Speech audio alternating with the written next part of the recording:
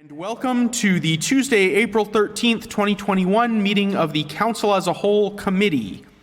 I would like to call this meeting to order. Please be advised that FATV is conducting audio and video recording of this meeting for public broadcast. Any person in the audience conducting recording, please stand and state your name for the record. Seeing none, Councillor Van Hazinga, would you please lead us in the salute to the flag?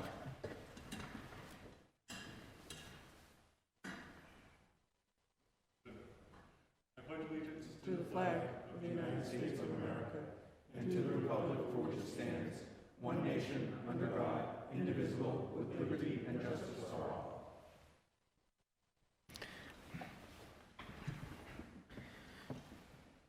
Madam Clerk, would you please call the roll? President Zarella. Here. Councillor Boschman. Here. Councillor Kuchar. Here. Councillor Di Natale. Here remote. Councillor Fleming. Here. Councillor Hughes. Here. Councillor Schultz. Here remotely. Councillor Squalia. Present. Councillor Van Hazinga. Here. Councillor Walsh. Here. And Councillor Green is absent this evening due to personal reasons. The public has been advised to contact the clerk's office by noon today regarding any comments of no more than 2 minutes.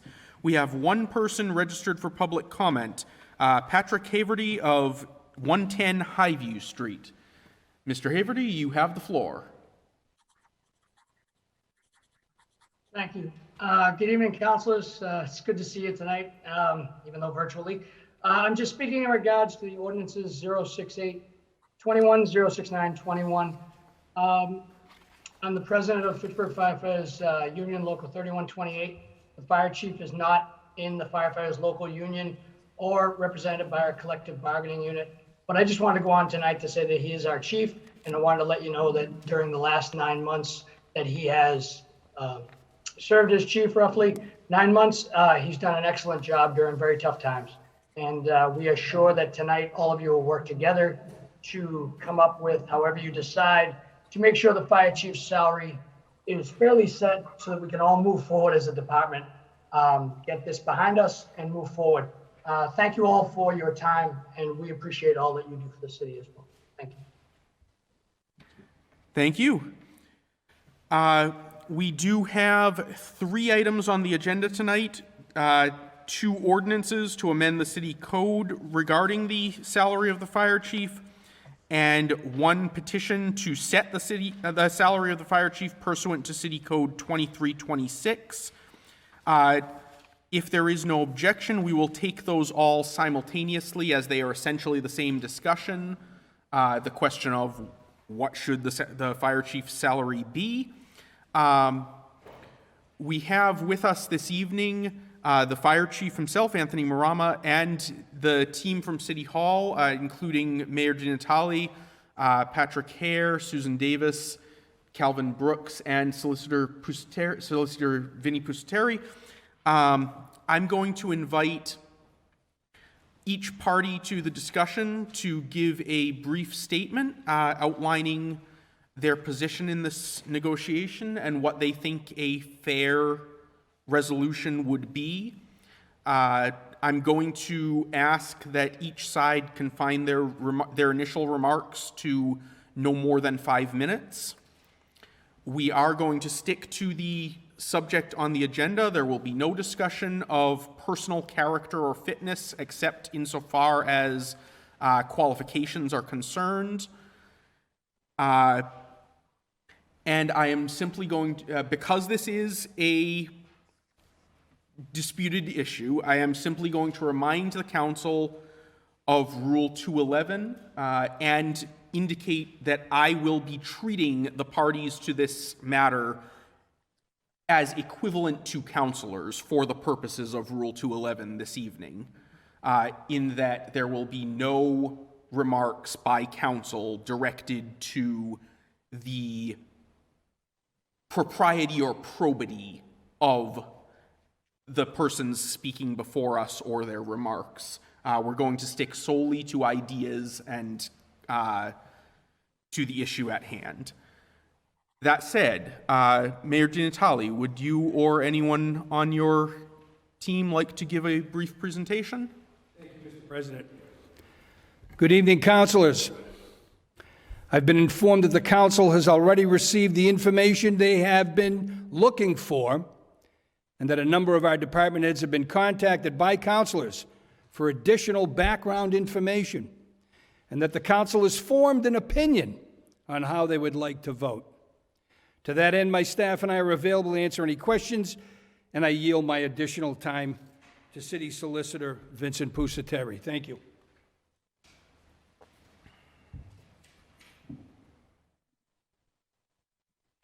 Thank you, Mayor DiNatale. Mr. President, I'll just be brief.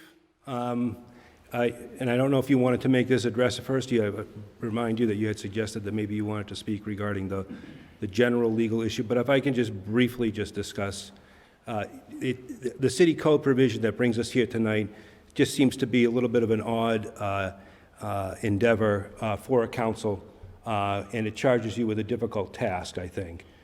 Respectfully, the concept of the separation of powers is implicated by a code provision that suggests that a legislative body, as this great body is, should opine, suggest, recommend, or even, may I dare say, set compensation package, which is typically a function reserved for the executive branch. There's been a couple of cases, we spoke briefly, and you advised, and I can't help but talk about some of the cases that I looked at were interesting. There was one out of Gardner, I guess then Mayor Mark Hawk and one of Councilor Graves, two good people, had a dispute, and they wound up in court. And there was another one that came right out of Fitchburg, was former Mayor Dooling and the then City Council, I think it was back in the 20s. And they are interesting cases, and having our experience together and envision what that might have been like for those folks to go through, a dispute. And certainly the mayor's office doesn't want to have a dispute with this council. And we look forward to, hearing what you have to say about this petition. I think, Councilor Zarella, you filed it in connection with these ordinances. So, but the long and short of it is, and with great respect to the body, it's just a difficult situation to be in to maybe pass on a decision and rule on it without it having a binding precedent. With that being said, the whole team here, our city auditor, human resources, our chief of staff, work together to provide this bullet-pointed and explanatory page on how the decision we reached was made. The suggestion has been made by some that there was some animosity between the administration and chief, and quite frankly, I don't think that's true. I think that there's been some willingness to work pretty well between the mayor and the chief from what I've seen as they've been plotting over the last several months. And the bottom line is from the administration is we look at an executive function of setting a salary, and we came to the conclusion, for all the reasons that were stated in that letter, that this is the correct salary. None of those criteria are controlling, if you will. They were all kind of pointing us towards this specific number that we came to. And I'm available to have any questions on any of those topics that we have addressed. If you want me to give you some background on any of that information. There was some information that we just came up, which was incident numbers. There's been some discussion even just recently about what those incident numbers are. The fire chief had pointed out that incident numbers, which seem to be higher than what's been reported to Massachusetts. So we're delving into the delta as to what those are. I think we had about a 4,100, and I think the chief was more around 9,000, and so we want to take a look at what the difference of those. And the chief and I had a great opportunity to talk about that, and he's going to supply some additional information. So I'm here for the open mind, and but the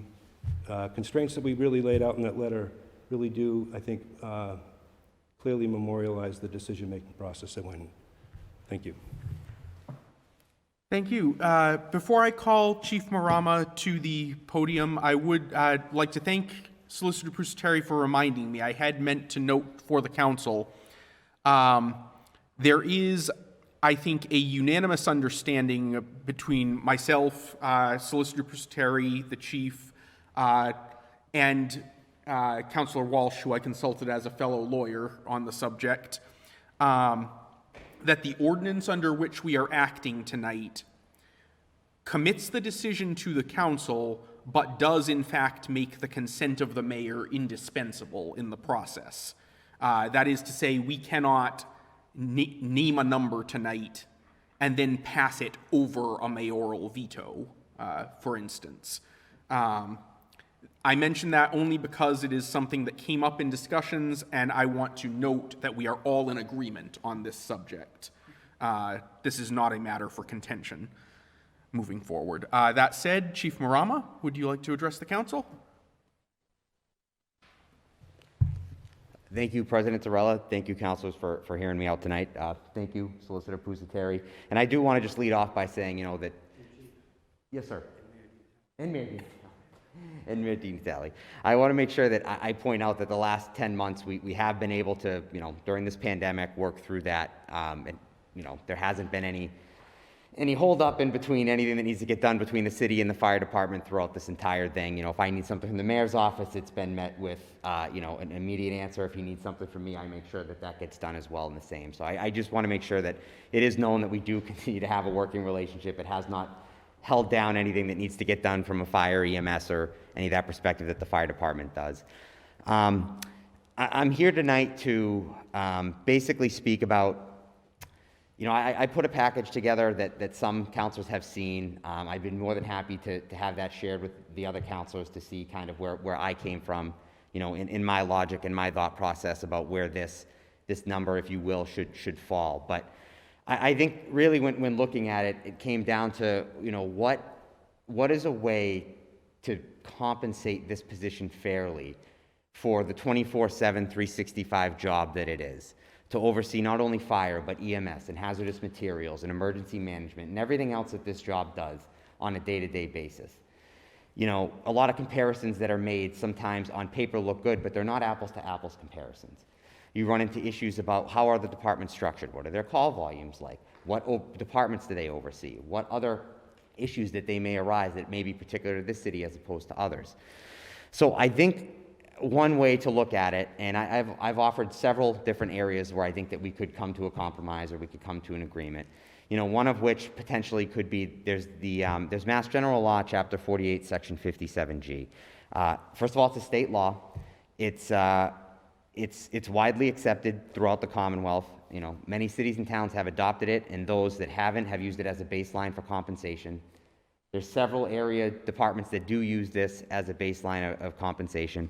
I feel it takes the politics and the bias out of this position. I'm a firm believer that public safety should be separate from politics. I do not think that public safety officials and public safety members should be involved in political discussions and political battles, because it's regardless of whether you're liberal or conservative. Our job is to the people. Our job is to the citizens. It doesn't matter who sits in the mayor's chair. It doesn't matter who sits in the council seats. We need to do our job regardless of that. I believe that it cost controls this chief's position. It keeps it in line with the members of the department in terms of you're not going to get a position that is going to radically change, or if they're going to get raises above and beyond what the members get, because that creates animosity between the membership and the department head. If that starts to grow over time and there's a larger gap that becomes created, if the department's being asked to take zeros because times are tough, the department head should take a zero. Why should the department head receive anything more than his men and women are being asked to do, especially in the middle of a pandemic or a tough time? I don't think that that's proper leadership.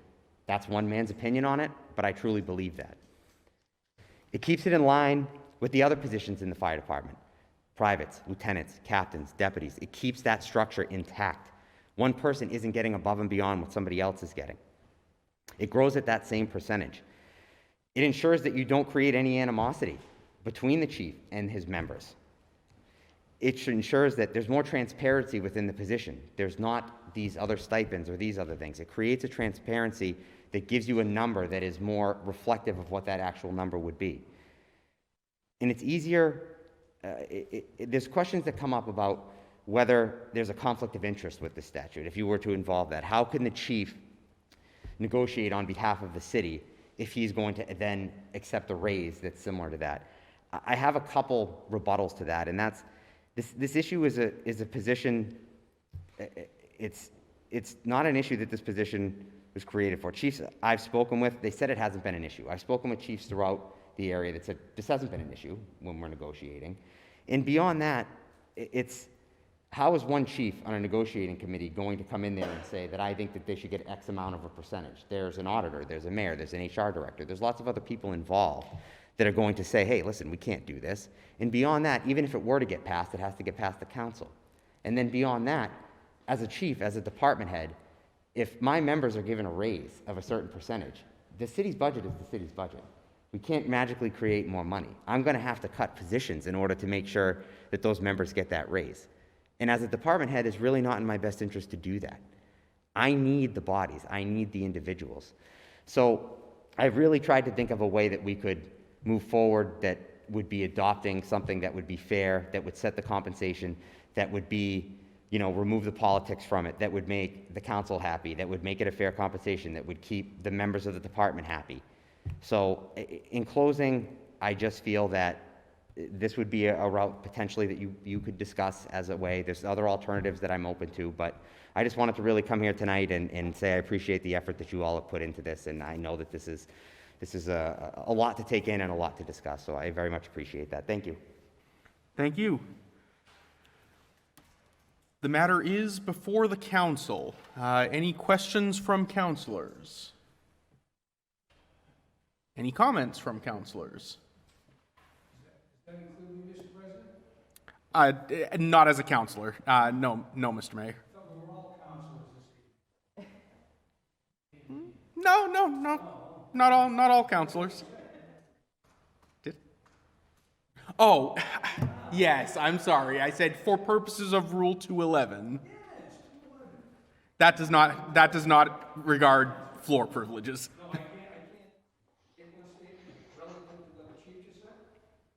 We will maybe get to sort of a wrap-up statement later, but first I want to let the council speak. May I ask the city auditor to come up to the podium and explain, is that all right or no? I don't want to give sort of an open-ended invitation to additional persons to make presentations, but if you have questions for the auditor, you can certainly ask them through the chair. Well, I want to make sure I understand. I know I sat down with them numerous times, but sometimes I get carried away, and I'm afraid I'll knock these glasses over. My question to the auditor, when we sat down, his base salary right now is $95,000.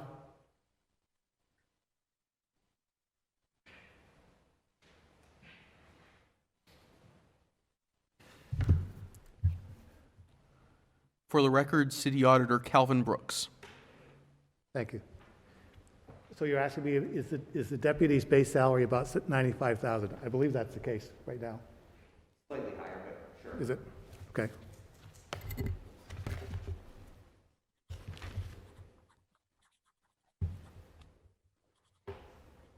Oh, that's, yep.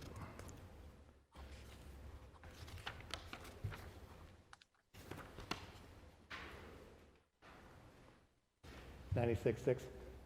Yeah, that's probably more. Okay. 96? $96,600, yeah. I'll say $97,000. 97. We're talking $300. 97 plus all the stipends, right?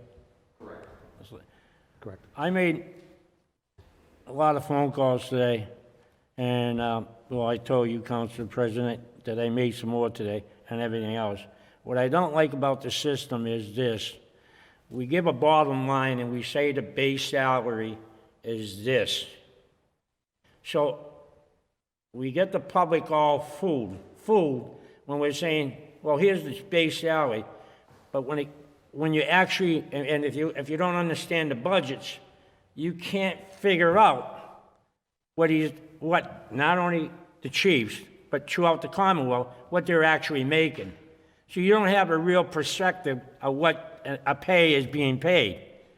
Now, I always thought the previous administration got that much money, but when I read the notice and we all got the same one, it was a lot more. You know, I would like to see a change in the way we do business and really reflect the actual pay that a person is making, not a baseline salary with all the stipends and everything else. So you can actually make a good decision of what's going to happen.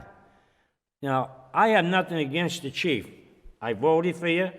You may not like sometimes what I say. A lot of people say I'm rough and they think I'm attacking somebody. I'm not attacking anybody. But I am attacking one thing. Government has gone out of control. I feel government is no longer for the people. All it is about the pocketbook. And we can't afford any longer to keep on going the way we are. The city of Fitchburg, Massachusetts, city of Fitchburg, 50% of the population is poor, and we paid the chief, the previous chief, one of the highest rates in the Commonwealth. 50% of the people are poor. Main Street, empty. Buildings, factories, empty. If it was thriving, I'd be all in favor of it. But we're not thriving. We're poor. We're a poor community. As much as the mayor doesn't like to hear it, or anybody else, it's a proven fact. We're poor. We don't have money. We got to rely on grants with all kinds of stipulations to make ends meet. That's what we have to do. We don't have the money. I talked to the council president quite a bit today. My bottom line is this. I have to look into my neighbor's faces. The guy that's only making $40,000 a year, paying his taxes, putting kids to school, going to the supermarket and paying it 20 cents more on the product, everything else, and then come back and say, I got to pay $160,000 when you retire, maybe $300,000 when you retire as a pension. I'm doing a great disjustice to the voters. We can't keep going to where we're going. It's not fair to the people out there. It's not fair. And we can say, well, we can afford it. We can say everybody deserves it. I like to make $1 million too, but I can't get it. If I ask for a $1,000 raise, the whole roof caves in. And if we say to the mayor should get $100,000, the whole city would be up in uproar. It's gone too far.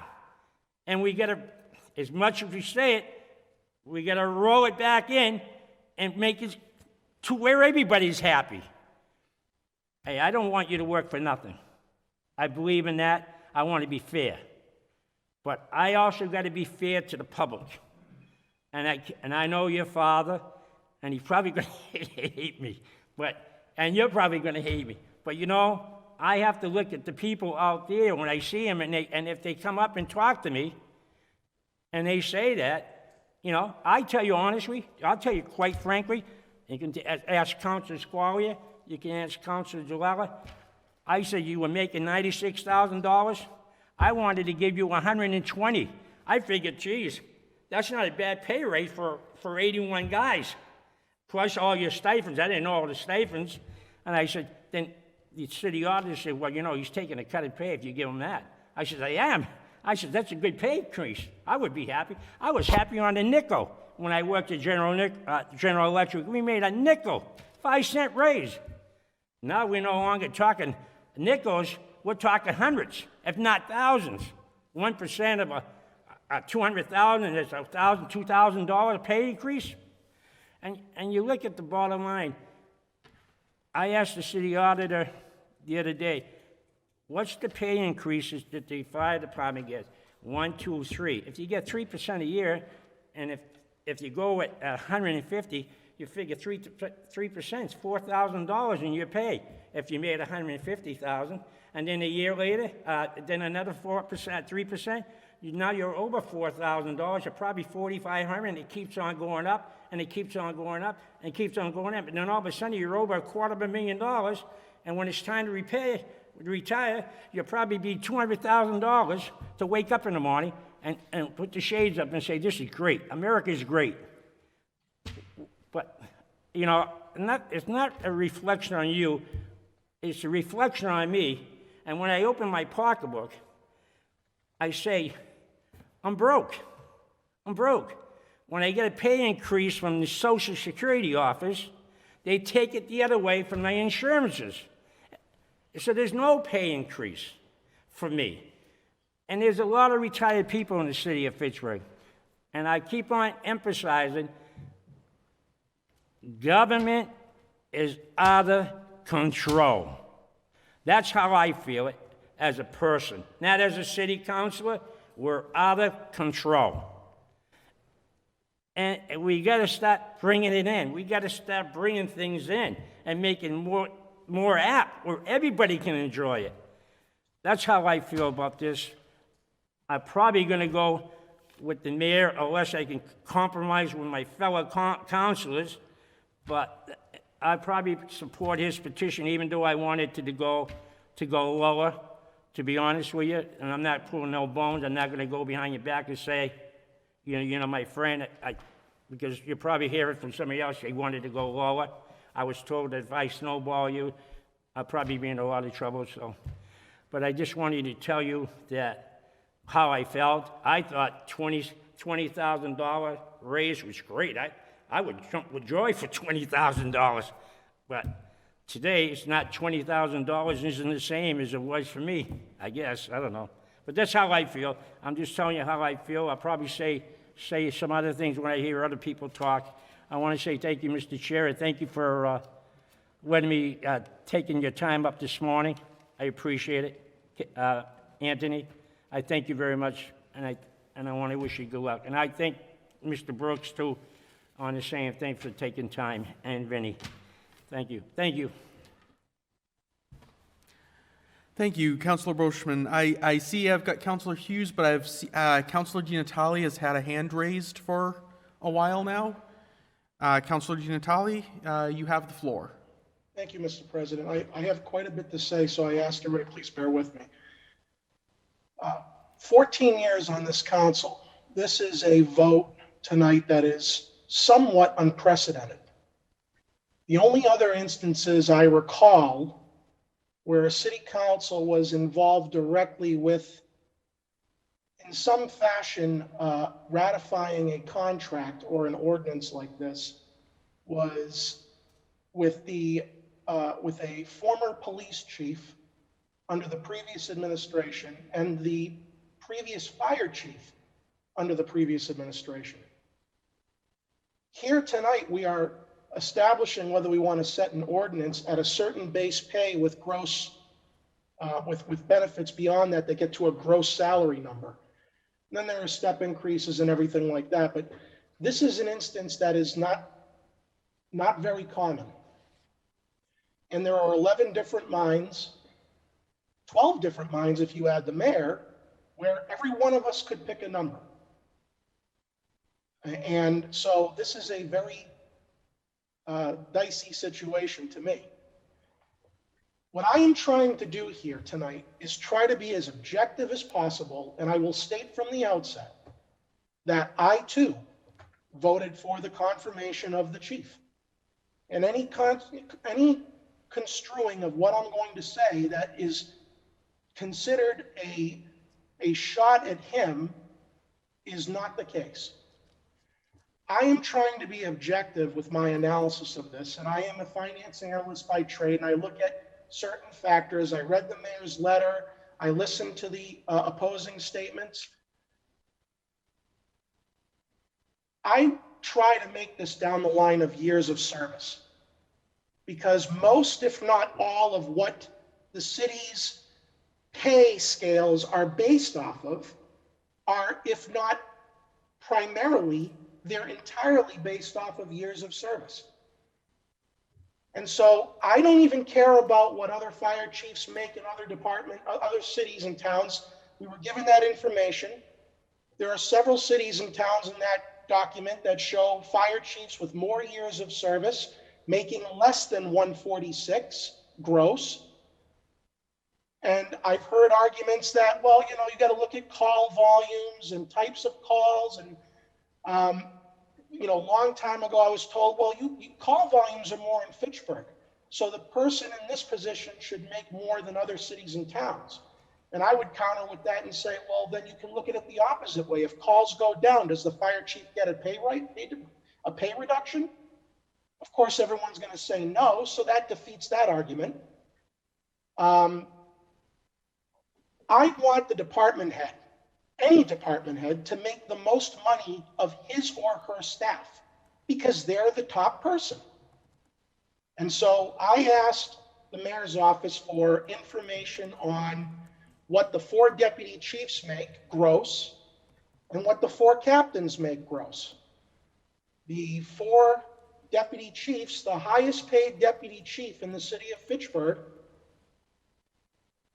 makes $136,173 gross.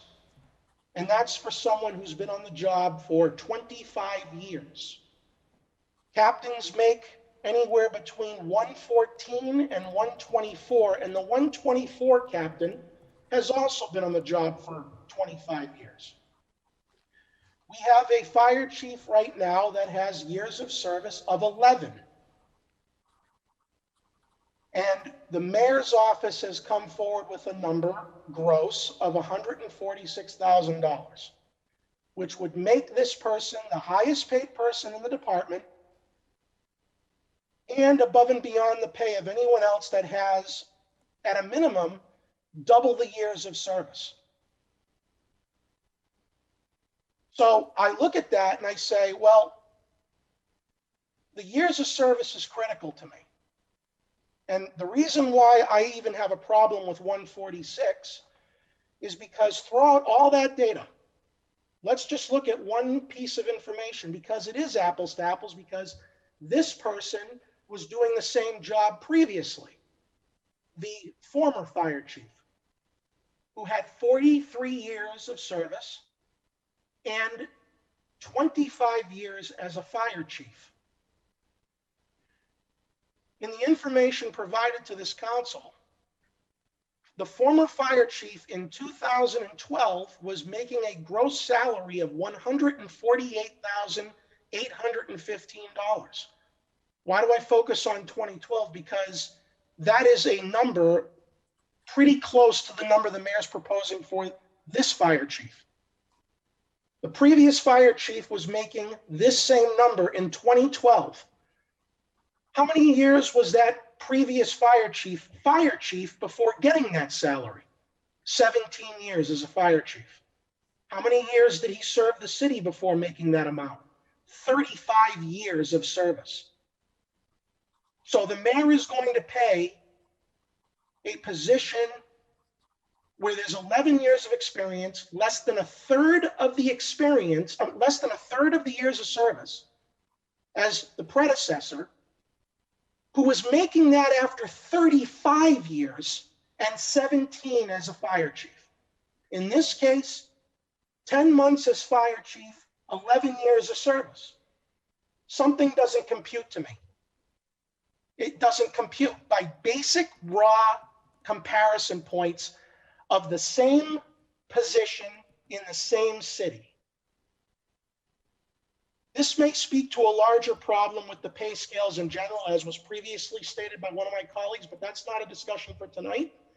But something's not right here for me, which is why I have misgivings about the number the mayor's putting forward.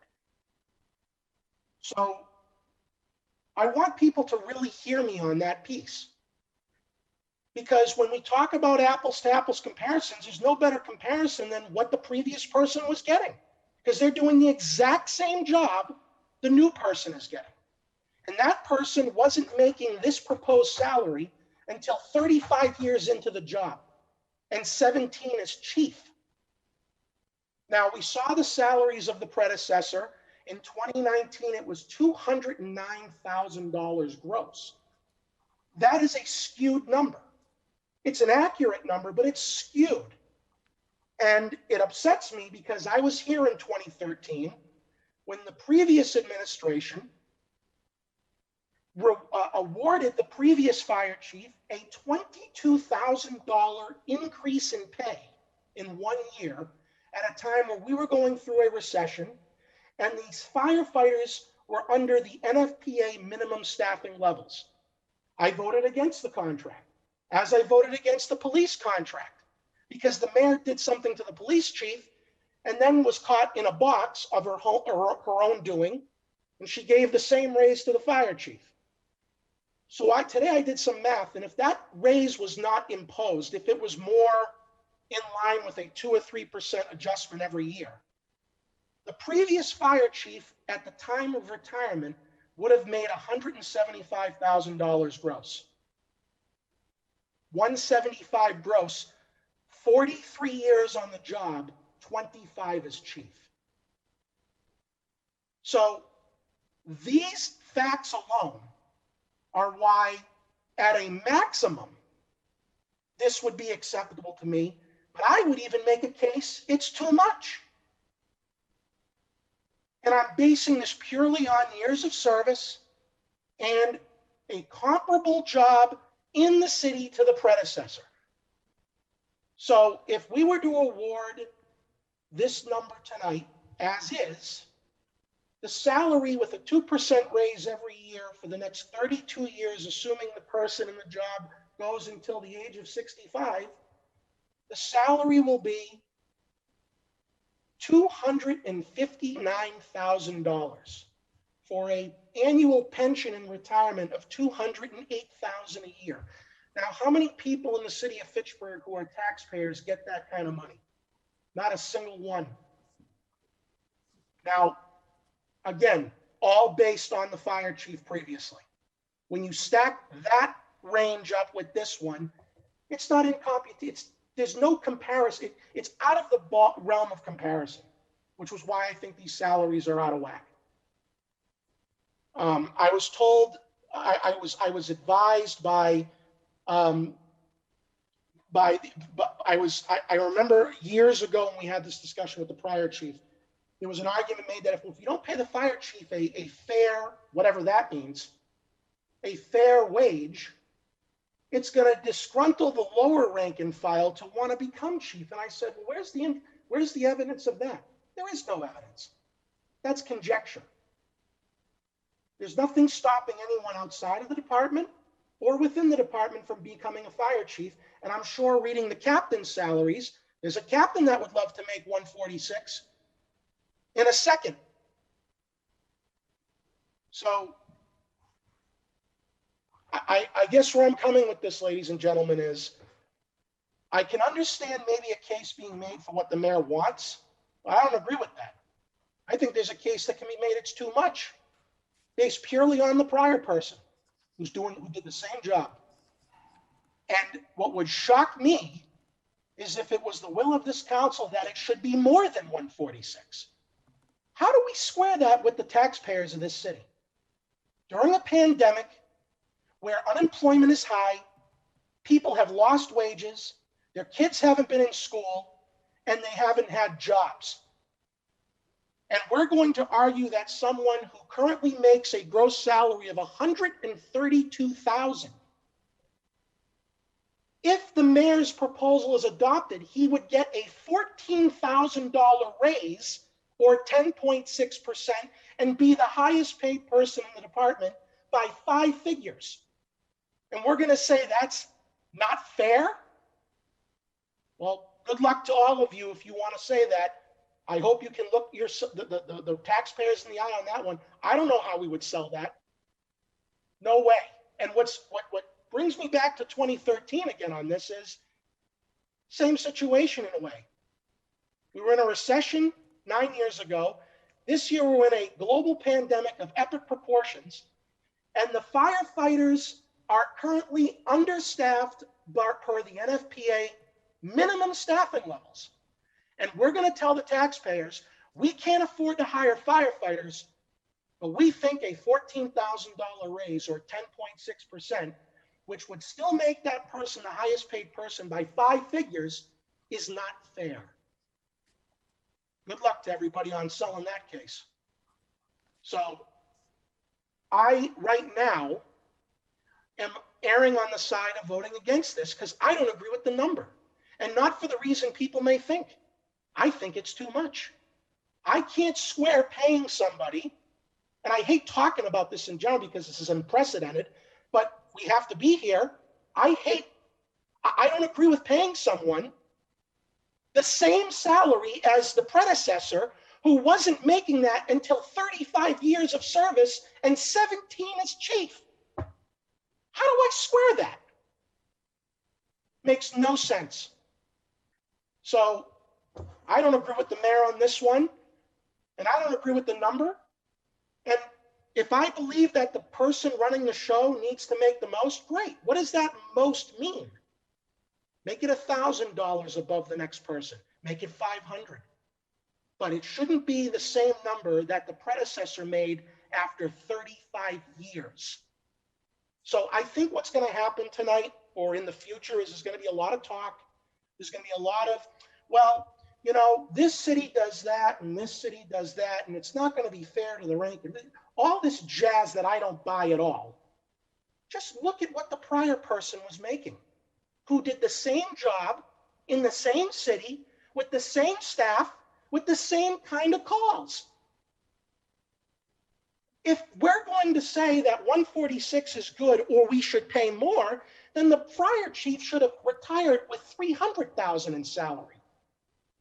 I mean, in a way, I agree with my colleague from Ward 2 in one case where he said the salaries are getting to be ridiculous. Not paying someone the most, but when you compare it to the previous person, it just doesn't make any sense to me at all. I can't square it, I can't justify it, and I'm not going to support it. And I know I get 2 bites at the apple with this discussion, so I'll reserve further comment and listen to what anyone else may say. But I'm doing this more for the taxpayers watching or who will watch, to have them understand that we are going to possibly make statements that say something is unfair when you're giving someone a minimum of $14,000 in a pay raise or 10.6% during a pandemic where a lot of taxpayers are out of work or have lost wages. And oh, by the way, that salary is commensurate with the predecessor after 35 years of service, more than 3 times what the current chief has for years of service, and 17 as chief versus 10 months. I can't square that whatsoever. That doesn't compute. Thank you. Thank you, Counselor. I have Counselor Hughes. Thank you, Mr. President. My question is to both parties. I heard Chief Marama say a few minutes ago that, you know, he's willing to work on an agreement, you know what I mean, that would hopefully bring some type of resolution to this. And I didn't know if the mayor's office had been contacted by the chief to try to come to a happy medium to where we can kind of move this agenda forward, because, you know, I'm the new kid on the block, but I understand it's been going on for several months. So, you know, I'm not discounting the economic conditions of the city. I'm well aware of that. Being in the school department, knowing that free and reduced lunch numbers. But I'm also here to help us understand on the council that we have a lot of great, talented young people in this city, young adults in this city that's going to bring us great talent, you know, innovative thinking and a lot of different ways of doing things. So I think we need to, you know, make sure we look at that when we're giving these kind of things into consideration, when we're thinking about that. And we don't want to be a turnoff to great talent by, you know, saying, okay, we're gonna penny pinch it, we're gonna do this, we're gonna do that. And I know the mayor's worked hard and over the years, and I'm excited to hear about the working relationship. That's what makes it, you know, was special to me, that, you know, they haven't said, well, I'm not gonna do this, I'm not gonna do that, and putting the city at risk. So I'm glad that both parties, you know, agree that the city is the most important thing. So again, my question is, has there been a conversation in terms of a happy medium? Like, where could we, is that possible, or is this, set in stone? Nope, we're not budging, we're not moving. I don't know if this is the forum to ask that, or, something like that. I think in the interest of, keeping it as objective as possible, I'll address that question if that's all right with you, Counselor. Sure. Because I've been involved in this discussion since, since January, when the former City Council President Mike Kushmerek handed it off to me. I will say that there has been some degree of back and forth. Sometime around mid-January, that began to somewhat break down, and it has mostly been relayed through myself since that point. There have been significant efforts, I think on both sides, to talk this out, but ultimately it was unavailing, and we have not reached an agreement. And I will take partial responsibility for that. I made the best effort I could to help both parties come to an agreement, but I was unsuccessful in that. Thank you. I have Councillor Fleming. Quick question where we're comparing the previous fire chief to the current fire chief. Is there some formal education or something that the current fire chief has that maybe the previous fire chief did not have, as far as education or other types of certifications and things like that? I don't know if I should ask through you or directly. That would go through me, but as it is a purely factual question, I will allow it to be addressed. I'm sorry, that was directed to the chief or to? Towards the chief, yeah. Yes, you can address that. Certainly, Counselor. So, the way that we structure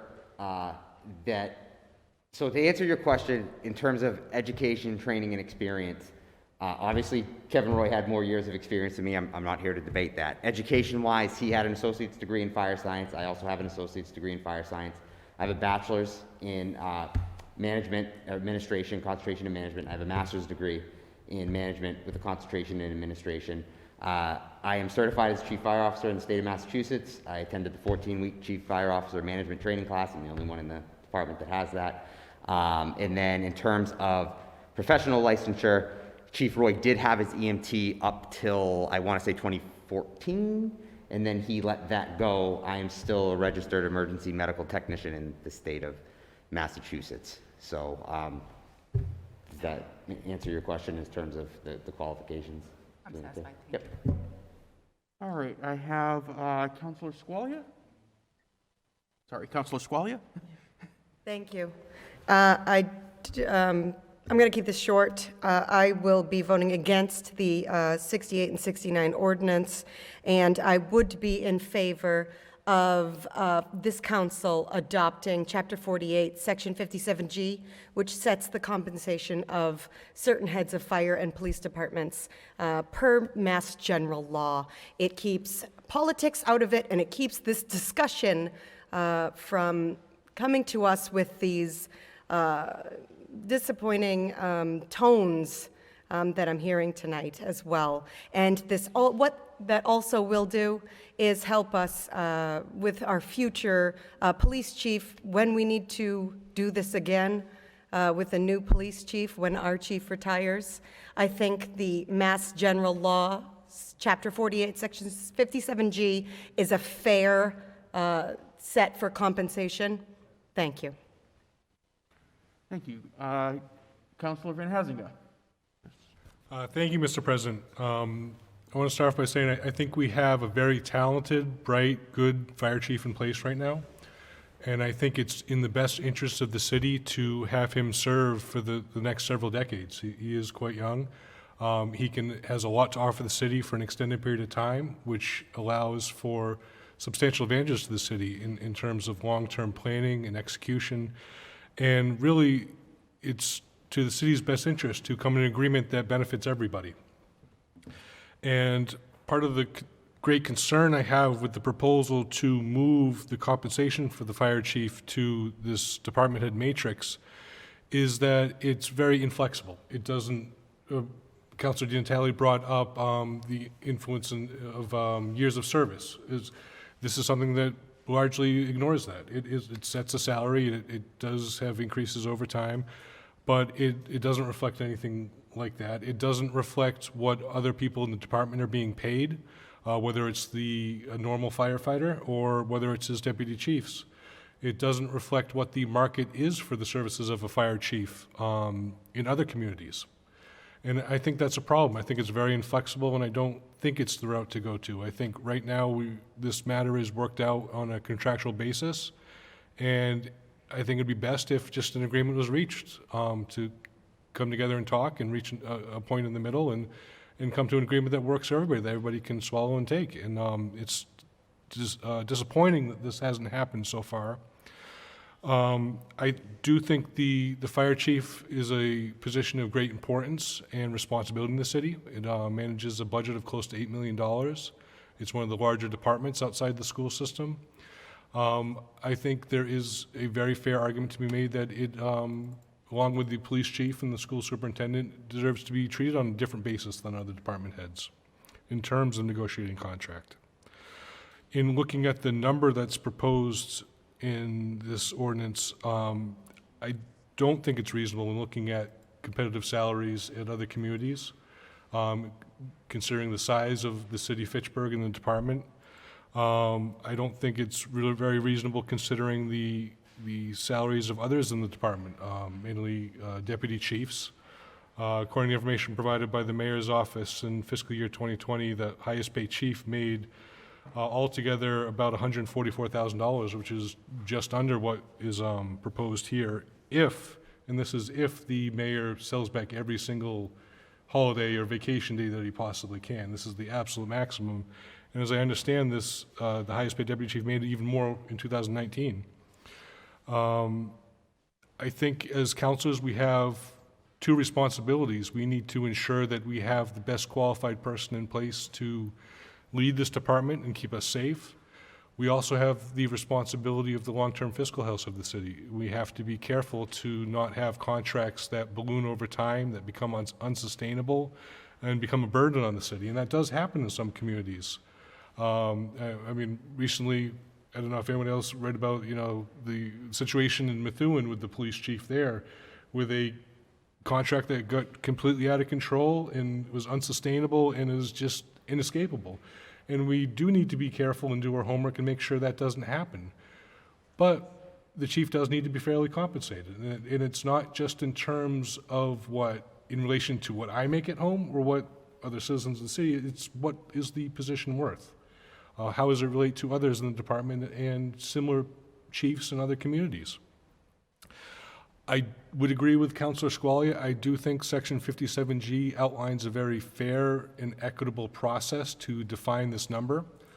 I think it's something that adapts and changes over time and reflects changes in salaries in the department and reflects general salaries for this position. And I think it's something that is reliable moving forward, that we could rely on to have a fair number in place that avoids this argument, that avoids, for the next chief, whether it be the next fire chief, hopefully decades down the line, or the next police chief, when, God help us, Chief Martineau does retire, because unfortunately he will have to retire at some point. This is a process that could apply to that as well. And it provides us a clear roadmap to how to define this. And I had a long discussion with the fire chief in Leominster today, and he was very helpful. He was sympathetic about the problems of going through this process. And Leominster does follow 57G and defines the salary of the police chief is double the salary of the highest paid private firefighter, including stipends and incentives and things like that. And that works. He said it's good for solidarity. It's good for of the department morale, that everyone's in it together, that no one is benefiting while they're hurting. If people are hurting, everyone's hurting. If people are doing well, everyone's doing well. And that's important for a department that depends on people who are going to run into a building either with you or under your orders, or you're ordering someone to run into a burning building, that you need to have the trust and the knowledge that everyone's in it together. And I really think that is the best way forward. I think that is the cleanest method of settling this, of defining it, and I think it's the fairest method. All right, thank you very much. Thank you. I have Councilor Kuchar. So I spent a lot of time thinking about this, and I understand what Councilor Di Natale is saying when you start talking about years of service, but you also have to start talking about the position too.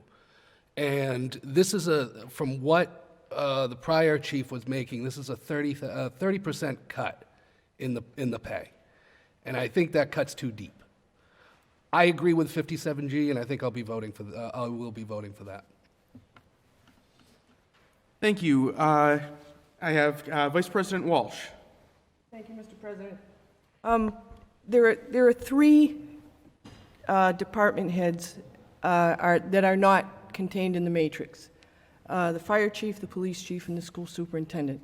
The school superintendent has a huge number of employees, and so therefore that separates the school superintendent's contract from other department heads. The fire chief and the police chief have jobs that guarantee or try to guarantee our personal safety. And for those reasons, I think that's the reason that Chapter 48, Section 57G separates the fire chief and the police chief in terms of how to negotiate those contracts. And I think it's because of that heavy burden on those two people, the fire chief and the police chief, to conduct their business and keep us safe. And for that reason, I don't think that the contract for the fire chief or the police chief should be placed in the matrix with other department heads. And I think that we should look at Chapter 48, Section 57G for guidance in that area. Thank you. Thank you.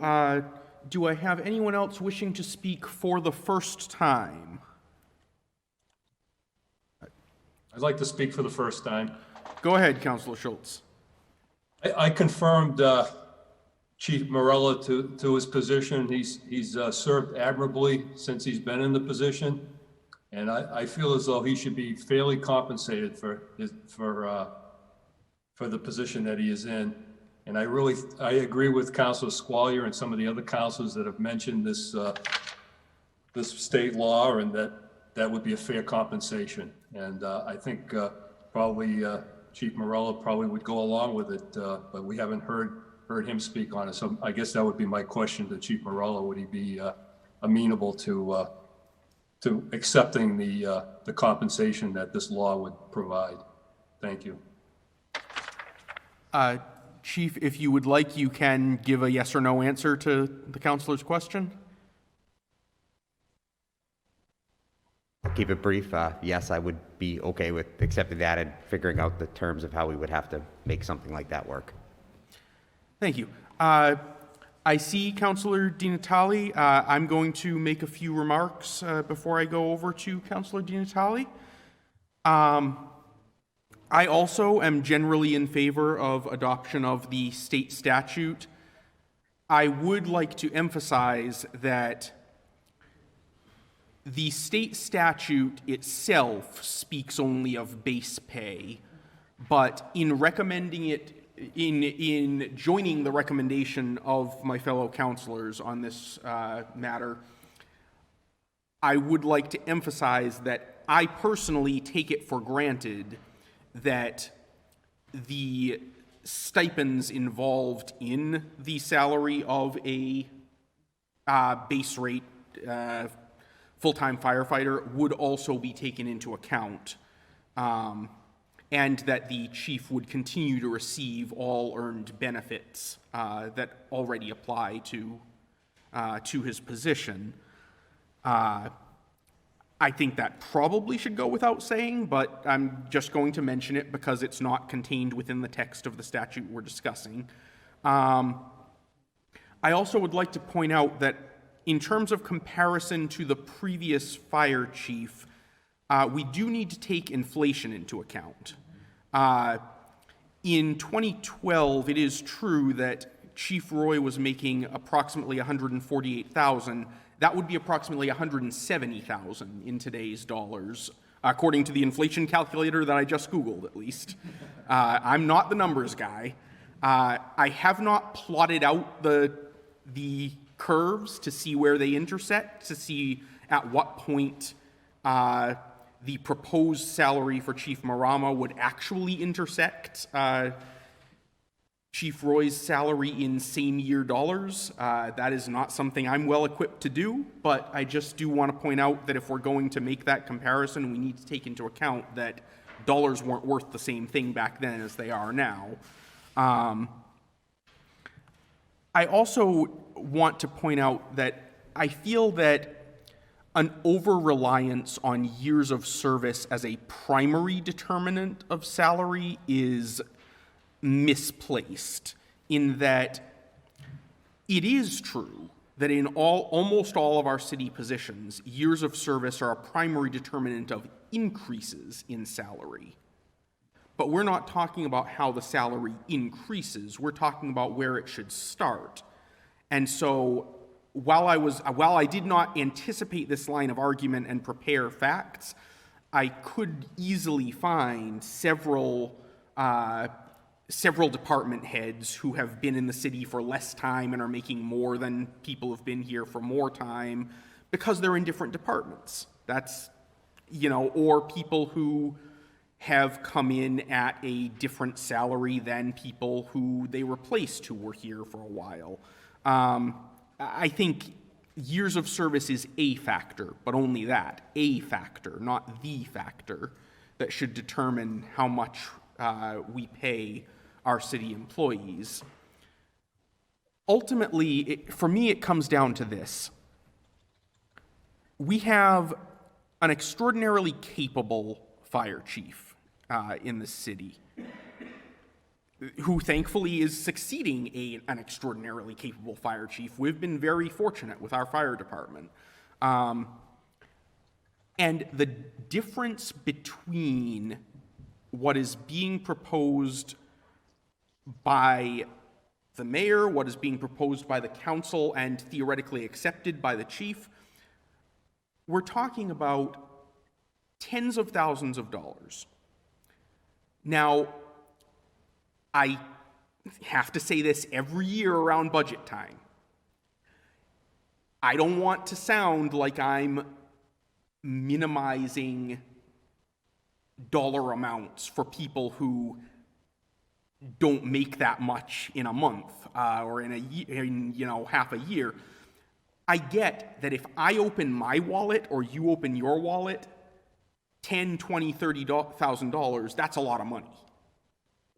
But every year at budget time, we come up against a line item that is $10,000, $20,000, and someone asks, why are we spending it on that? Why aren't we saving that money? And every year I say, look, we're talking about $10,000, $20,000 in a multi-million-dollar city budget. What are we going to put that money towards that's going to make such a huge difference elsewhere in the budget?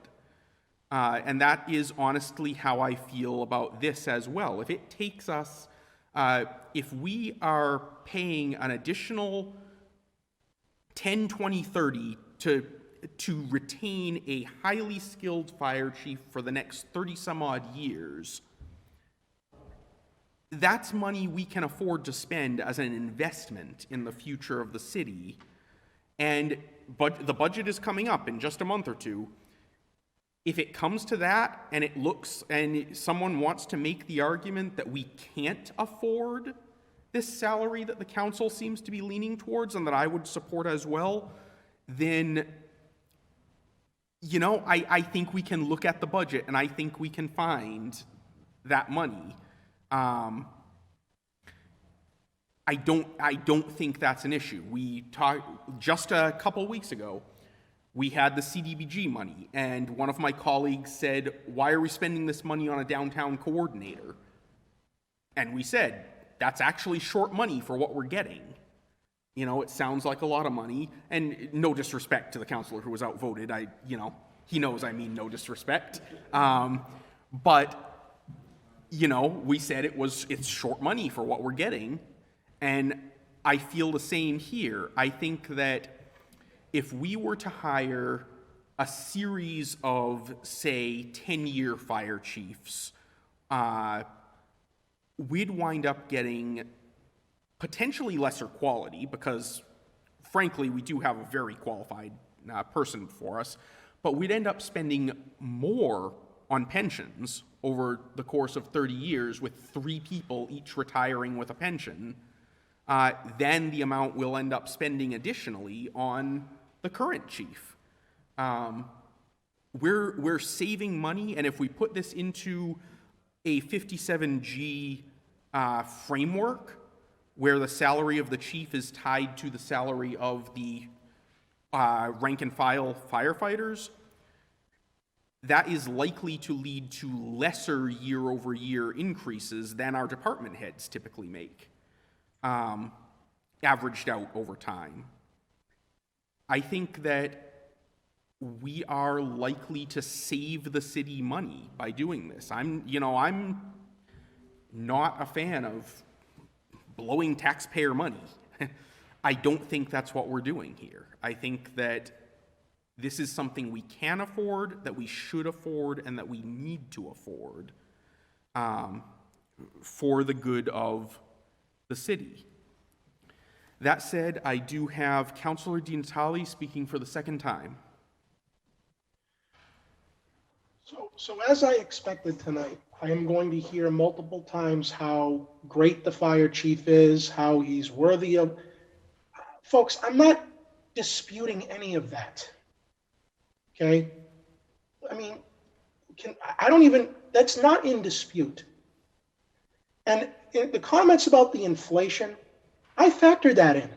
I understand that $2012 is not 2021. We're talking about, and I'm focusing on years of service as a primary driver because it is, to me, the most important when you're talking about the same job performance. Both individuals are doing the same thing. And so you've got one person who was making X amount after 35 years and 17 as chief, and one that's going to make the same potentially, that's 11 years and no years as chief. I mean, if people want to talk about this as a disappointing conversation to have, I'm sorry, everybody. I didn't ask for this to come up tonight. But I don't answer to the chief or I answer to the public. I can't compute that inflation or not. The numbers are so out of whack. They're not even close. We're not talking a difference of 3 or 4 or 5 years. We're talking a difference of 24 and 17. So, but based purely on a mathematical analysis, it makes no sense. And there's no way to justify that it does. From a mathematical perspective, we can get into this certification or that certification. I don't care. The job is what I care about. What's the job being performed? If there were discrepancies in qualifications, then it wouldn't be that astronomically different. So I think that's a weak argument, with all due respect. Now, I have a question about this state law that everyone's talking about. May I ask, and I don't want to cede the floor after I have something else to say, but may I ask, Mr. President, through you to the attorney, Pusateri, can we get an opinion from him? What do they think about this? Did they consider this already? Why aren't they proposing this? I'd like to hear that. Attorney Pusateri? Discussion. Thank you, Councillor DiNatale, for the question.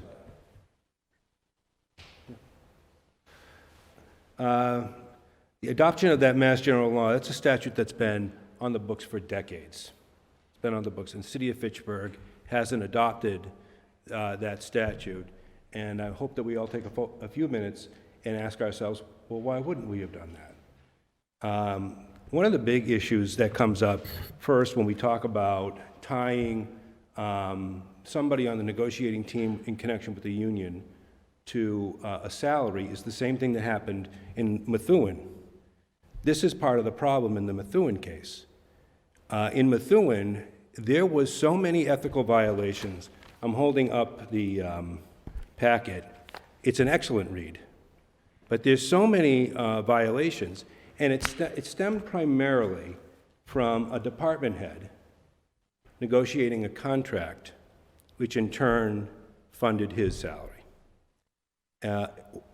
You wake up one morning and the mayor didn't do any due diligence and reviewed the collective bargaining agreement, and that department head negotiated himself over $300,000 per year salary, far in excess of what he had made before, far in excess of any other comparable department. I think a prior fire chief, there's no question that everybody in this room has a lot of respect for him. How many years was he the fire chief? And how come he didn't push to get that statute adopted? What is it about it that statute would have done that he himself, I think maybe we ought to ask him. I pick up the phone. If we adopt the statute, the council's not going to be able to say, this is how you're going to calculate the salary now. It's going to be provided for by the statute, correct? And the statute says there's a base number, and that statute has been interpreted by the court, and it tells us what that base is. Now, that base sets a minimum, okay? And then we can then have a discussion, do we want to double a firefighter's salary, base salary? Do we want to double a firefighter's base salary, add in an educational incentive? Do we want to double? And then what are those things that we want to do? So it doesn't resolve this problem, okay? You're still going to have the same issues. It's not a magic bullet. And one of the most important people that we have in the room negotiating with us when we're dealing with the union, specifically on management issues, not necessarily financial, but specifically on management issues, is going to be Chief Marama. We're going to need Chief Marama to be in the management team negotiating meetings, and in those, and he's got to be fully have access to all the information that we have, okay? And there's got to be a free flow of exchange of ideas. So I highly recommend, and I see the attraction. I don't want to, the logic is appealing, and I could understand why we might look at that. But it's been on the books for decades, and this city has not adopted it. And we've just gone on and on to say how lucky and fortunate we are to have the fire chiefs that we have without that statute. Now, finally, I would add that statute would actually reduce the mayor's offer. That statute, applied at its minimum, would reduce the mayor's offer by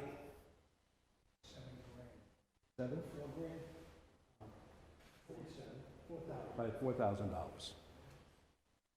So that statute is going to set an arbitrary amount, which ultimately will have the force of inertia or be influential at least. And that statute wouldn't have brought us to the number that we're suggested today. So I don't think that statute is in the best interest of the city of Fitchburg. I think that statute sets us up for conflicts and other problems and pitfalls that we can avoid, and I don't think it solves the problem that this council was hoping that it would solve for them.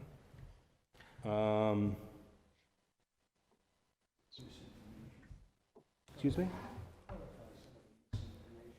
I was only asked on that one point. I'm sorry. So the reason why I asked that question, because we didn't get an opinion from the city, and I'm glad I did, because now it makes more sense to me why it hasn't been done. I asked also because I'm looking at the Leominster Fire Chief's salary of $143,851, which includes longevity and an education incentive. He's had 10 years in that position. 143, 10 years in the position. This number is 146 for 10 months in the position.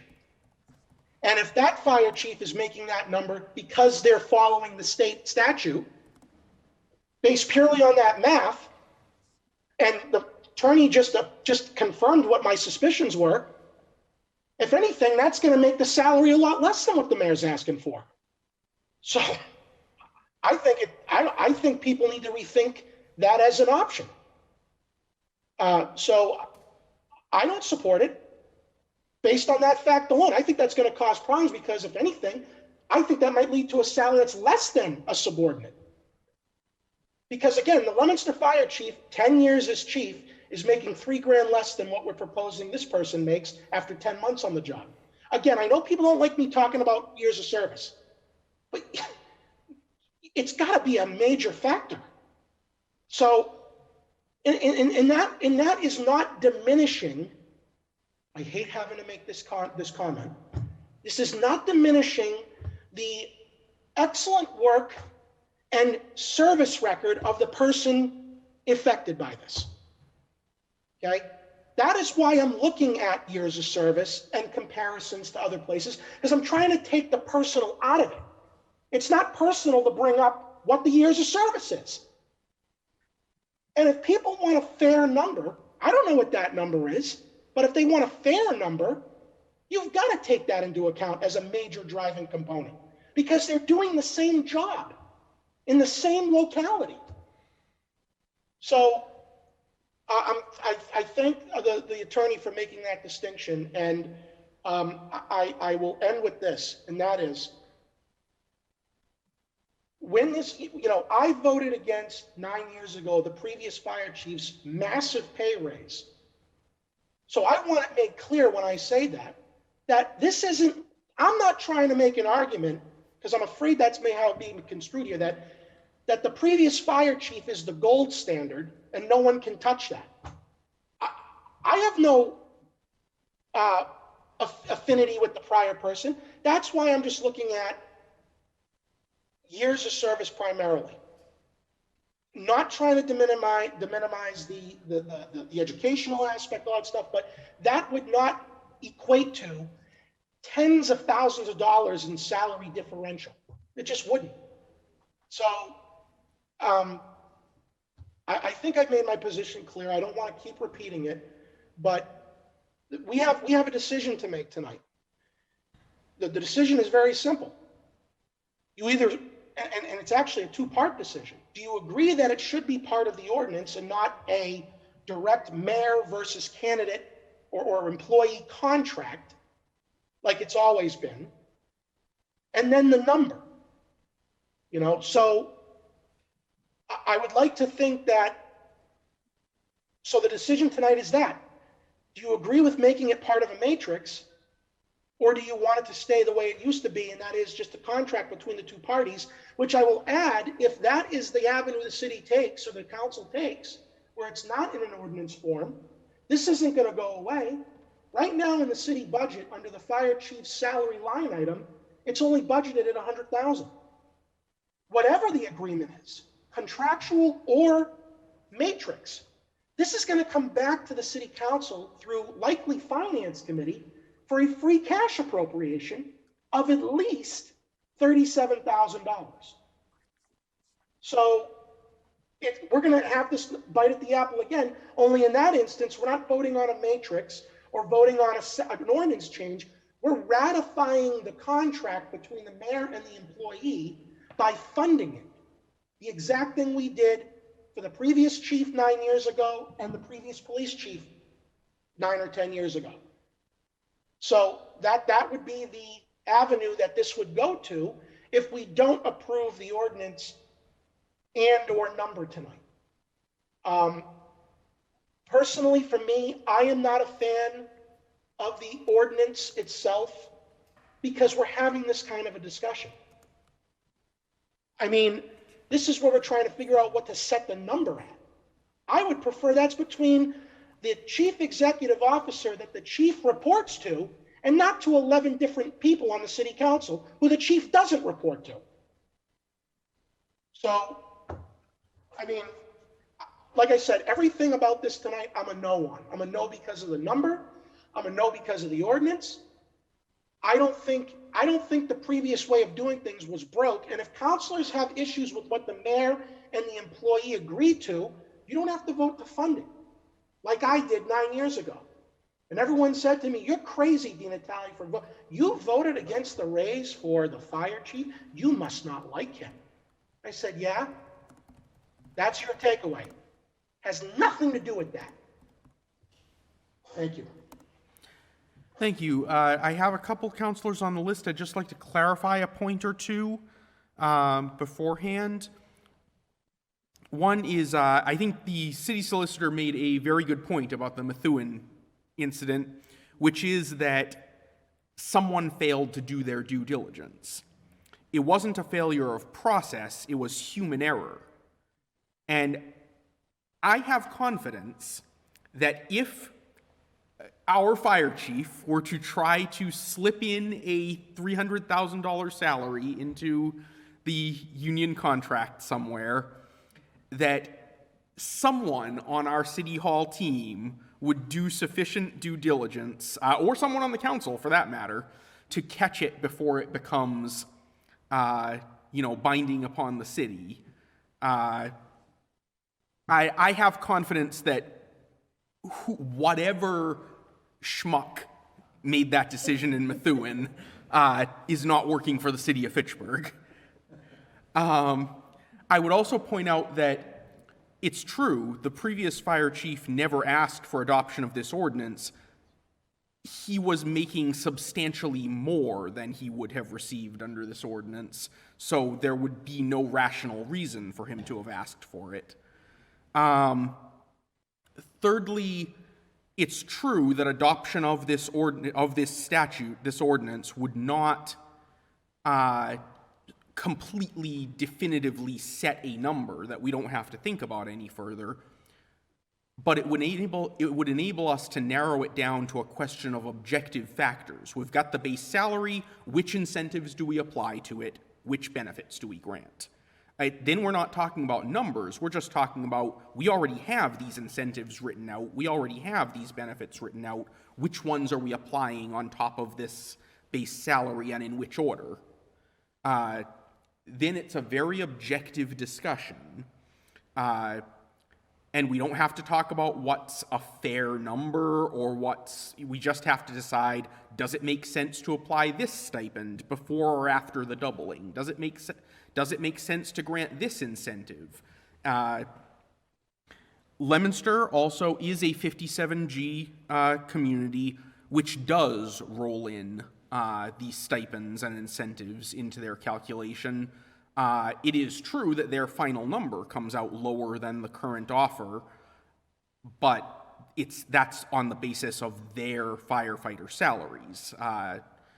The beauty of this particular statute is that it doesn't require us to say what a fair number is. It just, unless we want to say that our firefighters are being paid too much relative to Leominster, which I don't think anyone in the room has any intention of saying. And I don't mean that sarcastically. I sincerely don't think anyone in the room or on the screen has any intention of saying that. And again, I would love it if we could have resolved this through the system of the council simply ratifying an agreement that was reached between the mayor and the fire chief. But as I said, and I bear some responsibility for this, no agreement was reached, and there was no imminent prospect that an agreement was going to be reached if we dragged this out another month or two. That's why we're here. That's why we're having this discussion, and I think that's why the ordinance was drafted the way it was, the ordinance that we're operating under tonight, is to say this is what you do if there isn't otherwise an agreement. That said, I have first on the list Councilor Schultz. Yes, thank you, Council President Zarella. I agree with you, and I differ from Councilor DiNatale, and I think years of service is a factor, but it's not the only factor. I was in the business world for a lot of years, and sometimes years of service doesn't make for the best employee. So I'll just say that at the outset. The other thing is, I don't think if we adopt this statute, Chapter 48, Section 57G, I think that Chief Marama wouldn't probably be in agreement if he was going to make less than the offer that the mayor has proposed. So I think that I would imagine that he would think that he would retain the same stipends and incentives that the chief has or had in the past, so that it would bring the salary up to what he would consider to be a fair salary. So I may be incorrect about that, but I think that's probably the case for Chief Marama. So I am definitely in favor of going with this Chapter 48, Section 57G, and hoping that the mayor and the current fire chief can reach an agreement using that as a starting point. Thank you very much for your time. Thank you. Councilor Squalia. I just wanted a clarification. The Chapter 4857G, the law, the verbiage, it says that the permanent full-time fire chief shall receive an annual base rate of compensation which shall not be less than the following ratios of the highest annual rate of compensation of a permanent full-time firefighter. It doesn't say base rate not less than the base rate of a permanent full-time firefighter. It says the base rate of compensation for the fire chief shall not be less than the annual rate of compensation. I got this one. Mr. President, if I can, that phrase was explained by the court of Massachusetts as the scheduled highest base salary of a firefighter. Yes, there is. There's a case named Cardis v. Board of Selectmen of Dedham that addressed it and said that the verbiage is different in that way because in that case, the term base rate applied to the fire chief's salary is meant to emphasize that it's a minimum and not a cap.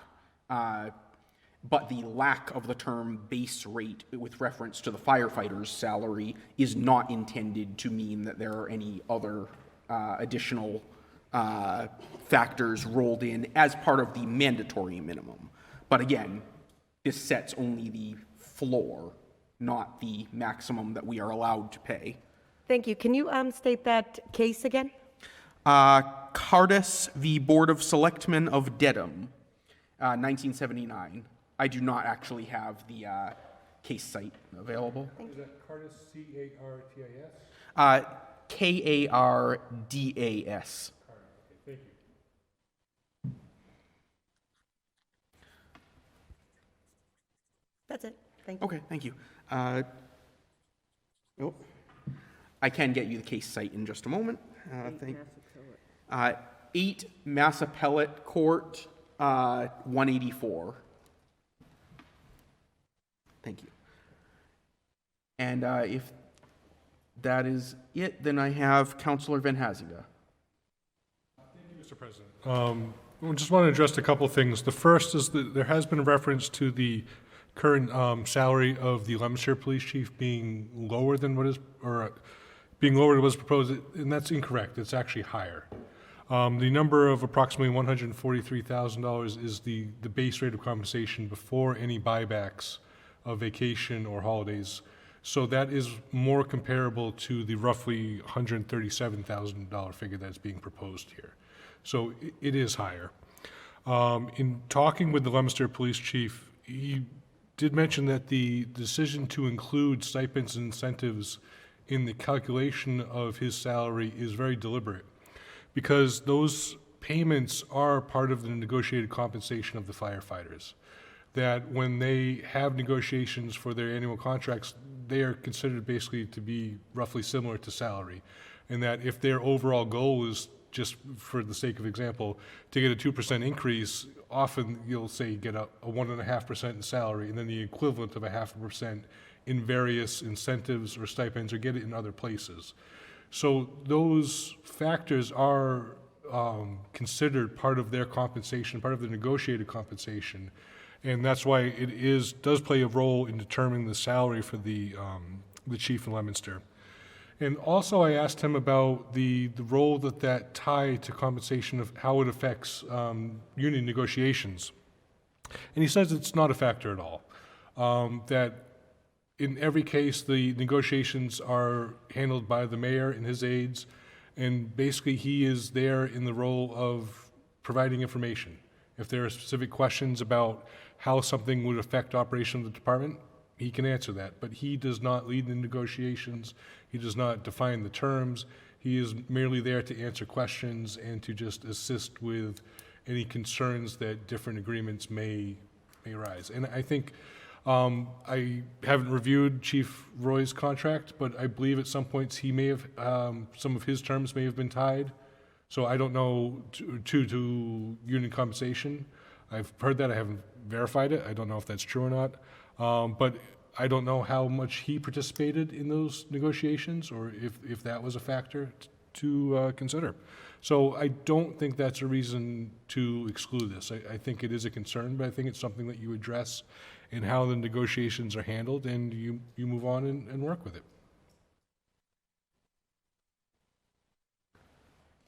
Councilor Brochman.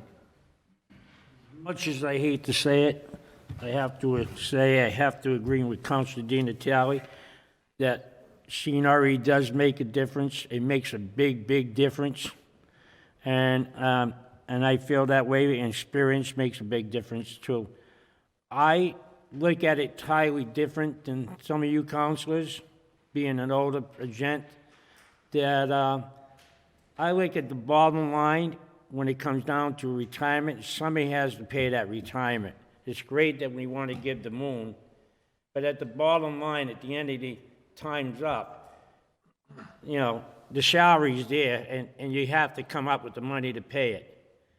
To me, I, like you, Councilor Andy, over there, I called Leominster, but I didn't talk to the chief. I did talk to somebody that is involved in salaries, and I was told, and I asked the question very carefully, I want to know all the stipends, and he told me there was, I'm rounding it off, 144,000, and that was with everything in it. And I said, are you sure? And he said, yes. Now, Council President, Mr. Chair, my problem is this. If I seen change in the city of Fitchburg on the wages that we pay, I know we're talking here, but we're talking wages. If I was to see changes, I said, yeah, go ahead. All in favor of it. But you know what?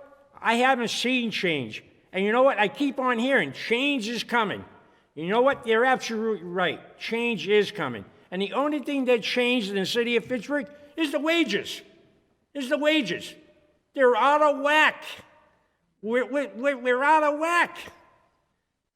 Seriously, if you look at our wages compared to other communities, we're out of whack.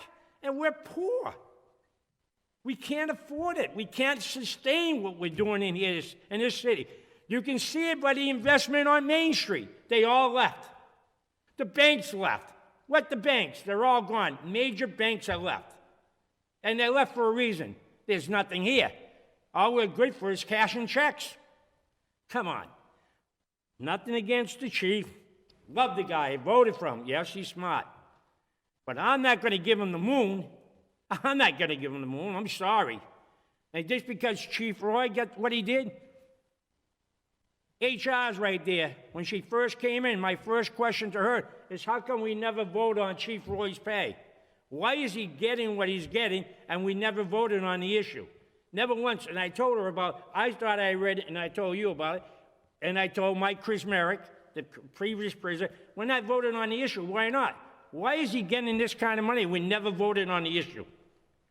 And I even said it one day at a budget here. I didn't know we had a CEO in the city of Fitchburg making that kind of money. I want to be fair. I want him to make a living. But I'm not giving him the moon. And I'm not going to support 57A. I think the metrics that they came up was great. As a matter of fact, if I could do it, I'd give him the 20,000 from what he made. Okay, I'll go to 100. I'll give him 100,000 plus 20 and put on his stipend. You're not adding all the stipends up. So if he makes 165 and you put all the stipends up, now he's up to 195. When's it going to end? How much do you need to live in the city of Fitchburg? You talked about the economy, the inflation. Well, the inflation didn't go up that high in Fitchburg because my pay as a Social Security didn't get hardly anything. And that's for sure. You might be talking about Boston or San Francisco or those big cities. But to say Fitchburg went up that much, it didn't go up that much.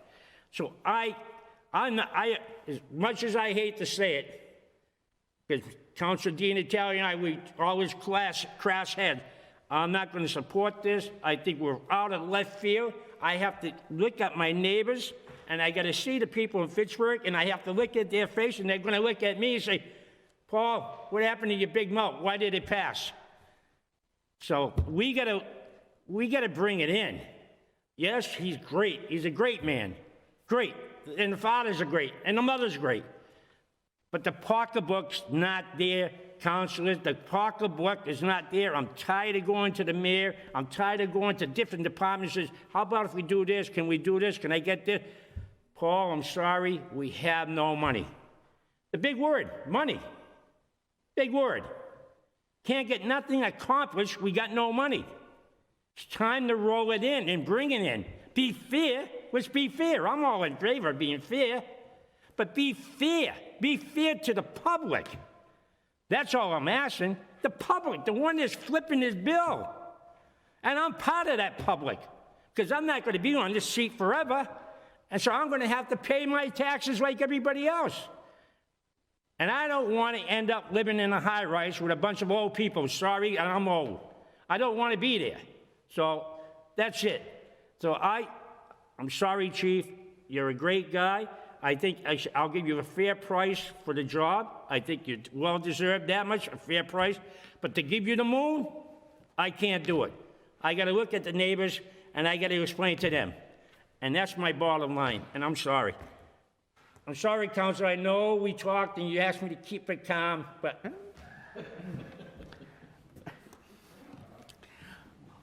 Let the record reflect that I do not believe Councillor Boschman meant to imply that he does not currently pay taxes like everyone else.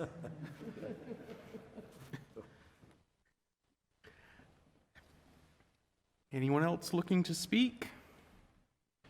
Do I have anything in the way of a motion? Move to give 068 and 069-21 leave to withdraw. I have a motion and second to give the ordinances leave to withdraw.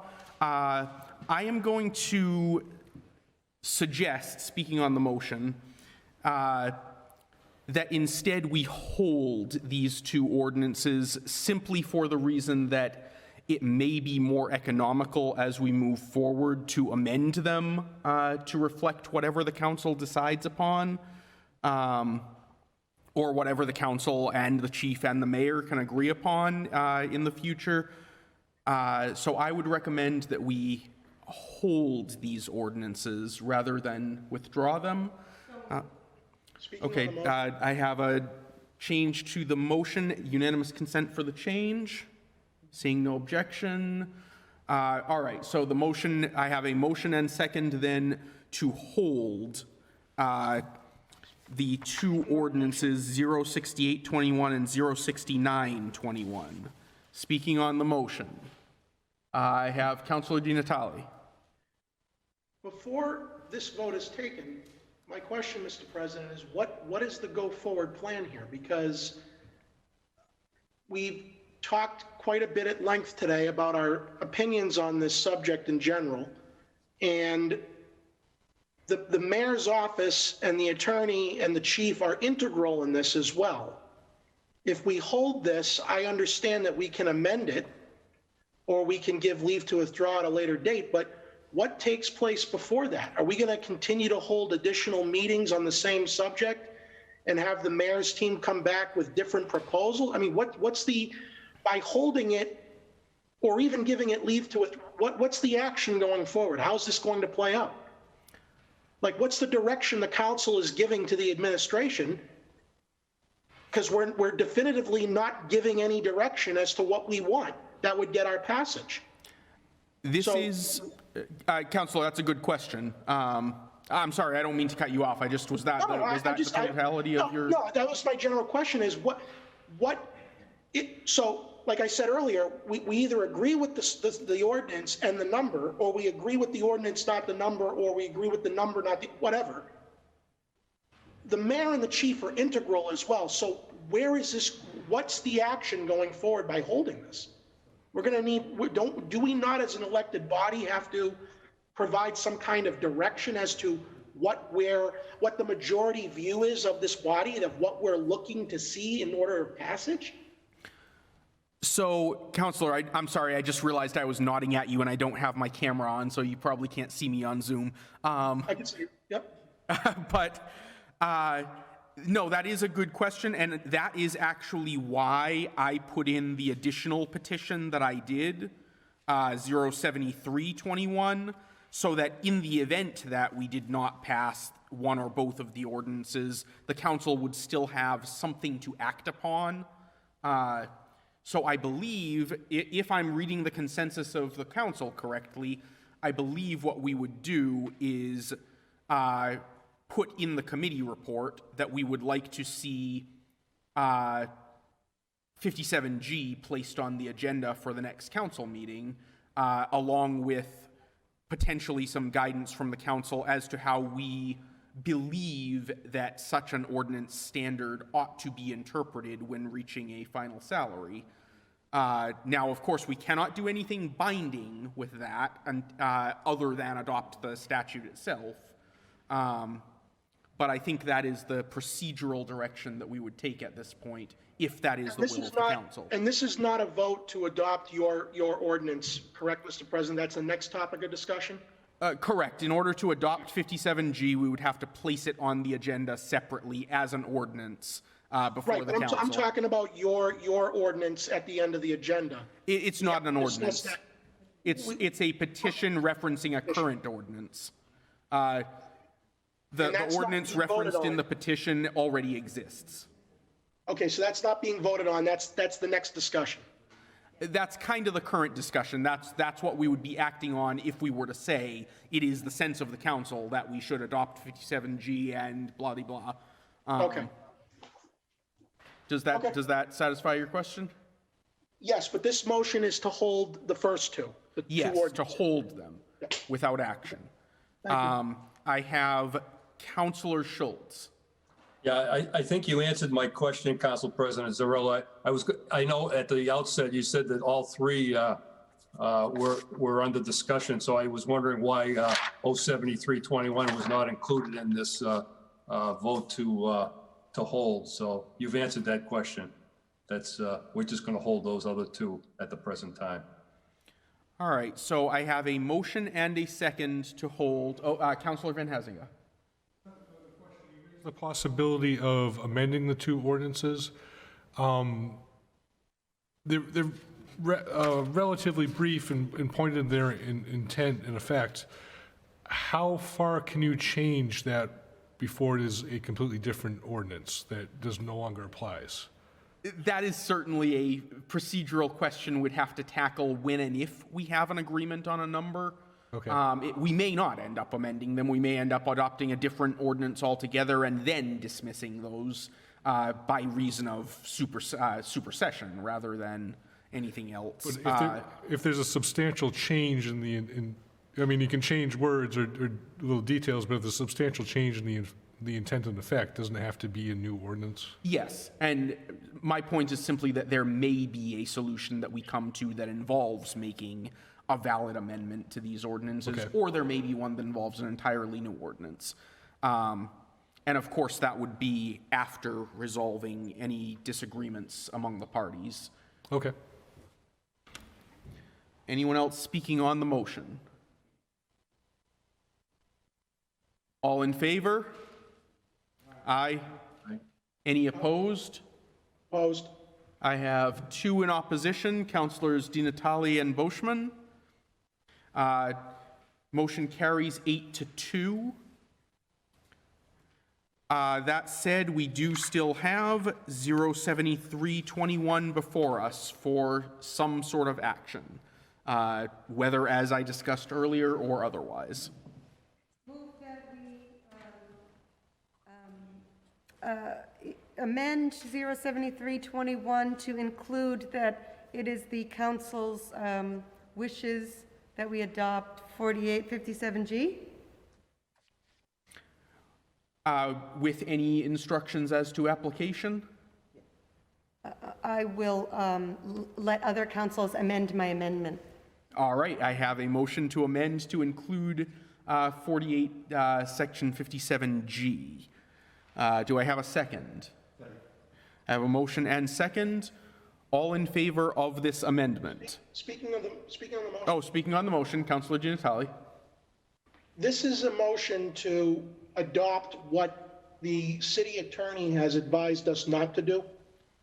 This is a motion to amend petition 07321 to such that if passed, it would put that item on the agenda for the next council meeting. Oh, okay. All right, thank you.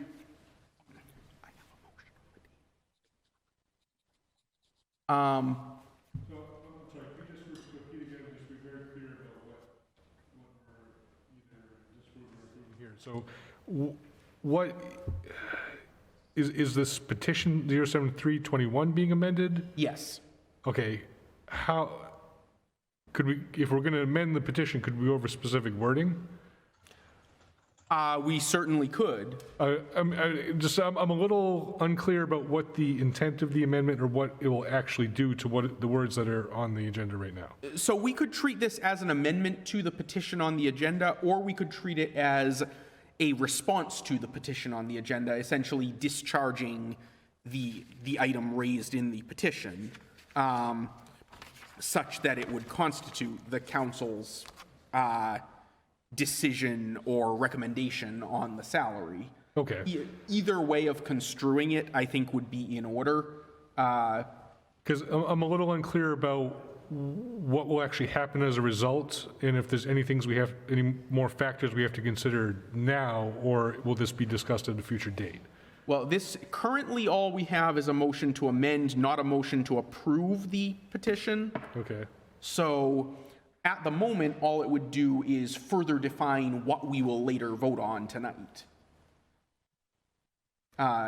To give us a concrete proposal to vote on. Okay, in that case, I don't have a clear idea about what the actual specific amendment is. Councilor Squalia, would you correct me if I'm wrong, but I believe at the moment the amendment is simply to note that we wish 57G to be considered by the council and adopted through the normal process. That's correct.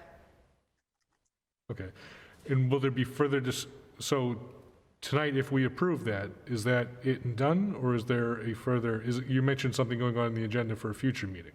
If we pass this amendment, all it does is leave it in front of us tonight to debate further with that amendment in place. If we pass it as amended, then we will have it on our agenda for Tuesday, next Tuesday, at which point we will have it in front of us as an ordinance to be, potentially sent to first reading, second reading, so on. Okay, thank you. You're welcome. Anyone else speaking on the motion to amend? All in favor? Aye. Aye. Any opposed? No. I have 2 in opposition, Councilors Boschman and Di Natale. The amendment passes 8-2. Any further debate or amendments to define our sense or our sense of the application of 57G? Councilor Van Hazinga? One subject that has come up in discussion is how the base compensation is defined. And I would argue that I would follow the lead of how Leominster handles this, and we can look at other communities that have adopted this. I don't have any of that information in front of me right now, but it seems very reasonable to include stipends and incentives that would be earned by the firefighters in that calculation of the annual compensation. Is that in the form of a motion to amend? Yes. Second. All right, I have a motion and second to, just a moment, a motion and second to further amend to include the sense of the council that if adopted, 57G should be interpreted in a way that includes stipends and incentives in the calculation. Speaking on the motion, Councillor Boschman. If I may ask the council that made the motion, am I hearing you right that if the chief of Leominster makes 150, you want to add the other 30,000 that he gets to his pay? Or why can't we just have a straight salary and cut out all the incentives? Councillor, I know your question was, oh, I'm sorry, you were asking for permission to respond. No, go ahead. I think there's some confusion about the idea of the incentives and the buyback pay. So what is being proposed is the formula to calculate the base salary for the fire chief. And what's being proposed is to look at the compensation of the highest paid regular firefighter. And that compensation would include incentives and stipends that firefighters receive. The idea of the buybacks is something different. That happens after the calculation of the base salary. And what that reflects is on holidays, say Thanksgiving Day. A firefighter works, gets an extra day's pay. The fire chief would, if they're entitled to that holiday, but if they work, they would still get the extra day's pay. If the fire chief doesn't take all of his allocated vacation, he can sell it back and instead of getting time off, he gets the extra pay that he would have gotten for that time off. That's something different than the incentives and the stipends that are being discussed here. I understand the buybacks on the holiday, the vacation pay. But what I don't understand is that if he works where his salary and he works on a holiday, no offense, why should he get paid if he's management? Because he's making more than everybody else. That's what I don't understand. I have a hard time to understand that. Every place I worked, if a manager came in, he's on strictly salary, he didn't get overtime, he's just got his flat rate pay. And that'd be it. And that's why he's got deputy chiefs for. That's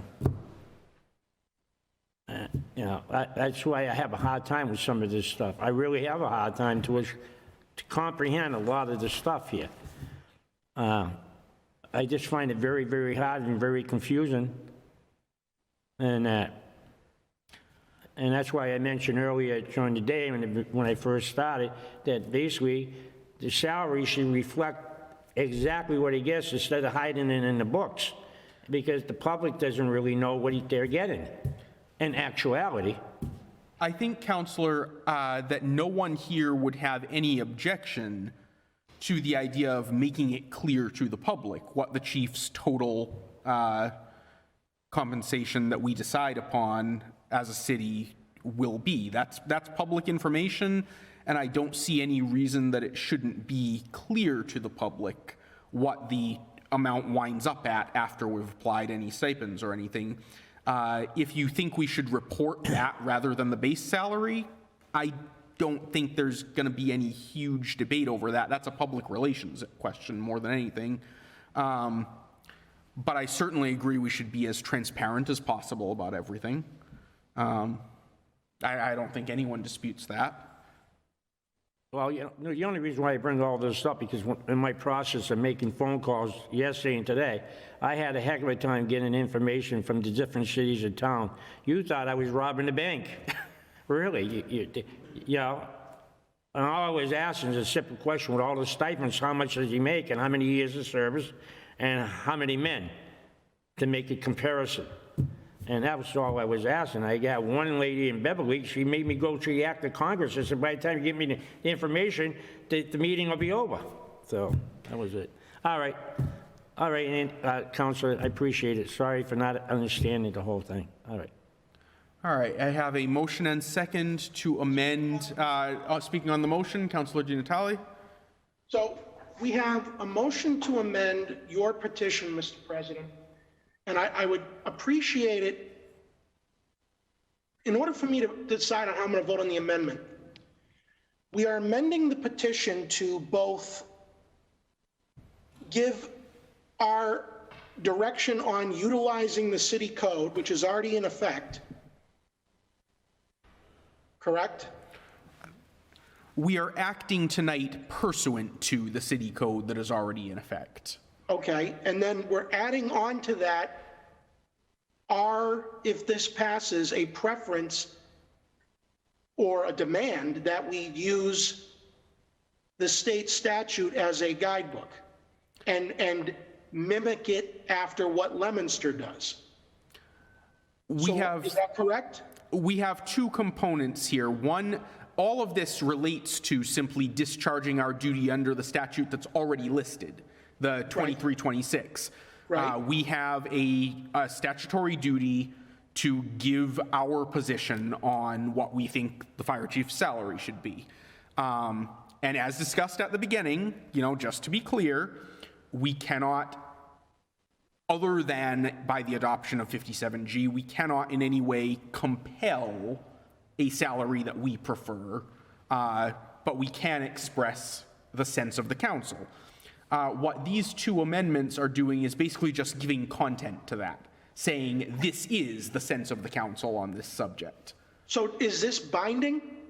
No, the only part of it that would be operative in the sense that it would have independent effect is the part that says that the council will consider 57G, which we then will consider as an ordinance, and everyone is free to vote their conscience when it comes before us.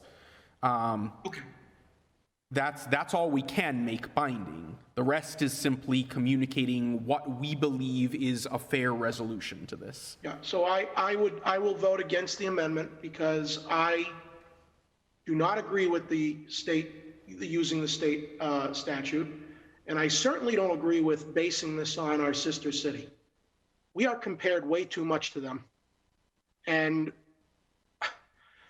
I'm trying to make it as simple as possible by sticking to the boundaries of the city of Fitchburg, where we have someone who was doing that job for 25 years as a baseline for how to go forward with this. I honestly don't care what Leominster does. So Leominster does some things right, and they do some things wrong. I know some think that it's utopia over there, but it's not. And I'm not saying that Councilor Van Hazinga is insinuating that with his amendment. I think we should stick within the walls of Fitchburg. We should not. It's one thing to suggest utilization of the state statute. That I could see an argument made, but to then tie it as a recommendation, not binding, to mirror it after another municipality. I mean, why stop at Leominster? Let's do all cities and towns that are of a similar size and workforce. I mean, I think we're going too farther than we need to go, is my own opinion. If people want to do the state statute, I'm not saying I agree with that in any way, but I mean, taking it a step further and making a recommendation that it go against another city, I don't feel right doing that at all. Because where do you stop? I mean, why just stop at Leominster? Let's do 20 cities in town. I don't. So just as a point of clarification, Councillor, and again, Councillor Van Hazinga, correct me if I'm wrong, I believe the reference to Leominster is intended to be only illustrative of the principle, not to actually literally peg our method to Leominster's and do whatever they do, but rather to say Leominster is an example of a nearby city that does it this way. And so for simplicity's sake, the amendment is phrased in terms of Leominster. Is that correct? I don't believe my amendment references Leominster. That actually, I think you're correct. I think you only mentioned it in your discussion of the principle. So I know that may not change your vote at all, Councilor Di Natale, but I hope it at least clarifies the point. No, it certainly clarified it. Thank you. Thank you to you both. Thank you. Thank you. Anyone else on the amendment? All in favor? Aye. Aye. All opposed? No. 2 in opposition, Councilors Boschman and Di Natale.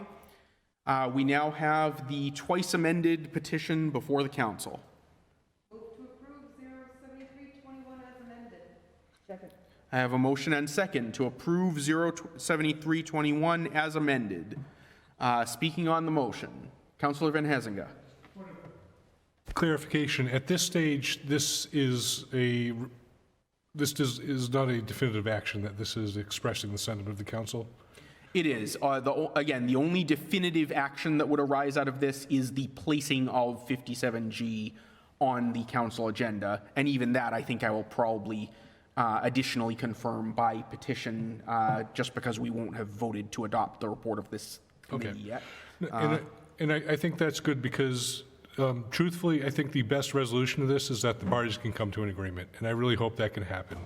And I hope it doesn't come to this, but I think this is an option that the council may have to look into in the future, because we need to come to some agreement, and something needs to happen at some point. And it was raised earlier as where do we go from here? So I think this is good that we're signifying an intent. I hope the parties can come to an agreement that works for everybody and works for the city, works for the fire chief. But this is an option moving forward that if nothing happens, the council can take action. Thank you. So I have a motion and a second before the council. I understand there are persons in the audience who would wish to address the council. Per council rules, we can't do that with a motion before us. It is at the discretion of the moving councilor whether to withdraw to give persons in the audience a chance to speak. No, I will not withdraw my motion. Thank you. That said, I have a motion and second. Speaking on the motion, all in favor? Aye. In opposition? No. I have 2 in opposition, Councilors Boschman and Di Natale. The motion passes 8-2. And I have a motion to adjourn. Do I have a second? Mr. Mayor, if you would like to address the council, you may. I need to clarify some, once again, replete misinformation. I cannot let this council go forward without clarifying some of those points. The 2 councilors to my left keep referring, they almost look as though they're going to shed a tear because they think somehow that this entire group, the time that we've spent on this process since September, all right, it hasn't been because we haven't done our due diligence. Ask the chief how many offers were made to, and he declined. Okay? And look at those numbers. Everything that we talked about is in this document, my 5-page document. Comment was made about why didn't we compare to other communities? Woburn, Beverly, Leominster, Pittsfield. What else do you need? Look in this document. You're not going to change your mind, I understand that. But remember something. We offered twice. He declined. So we did not drag this on. Thank you. Chief Marama? I would just like, if I could ask a question. One number that you presented, that the city presented, was Woburn, correct? That is one that was presented. What was the number that was presented on behalf of Woburn? I can pull that up for you in a moment. Woburn had... Thank you.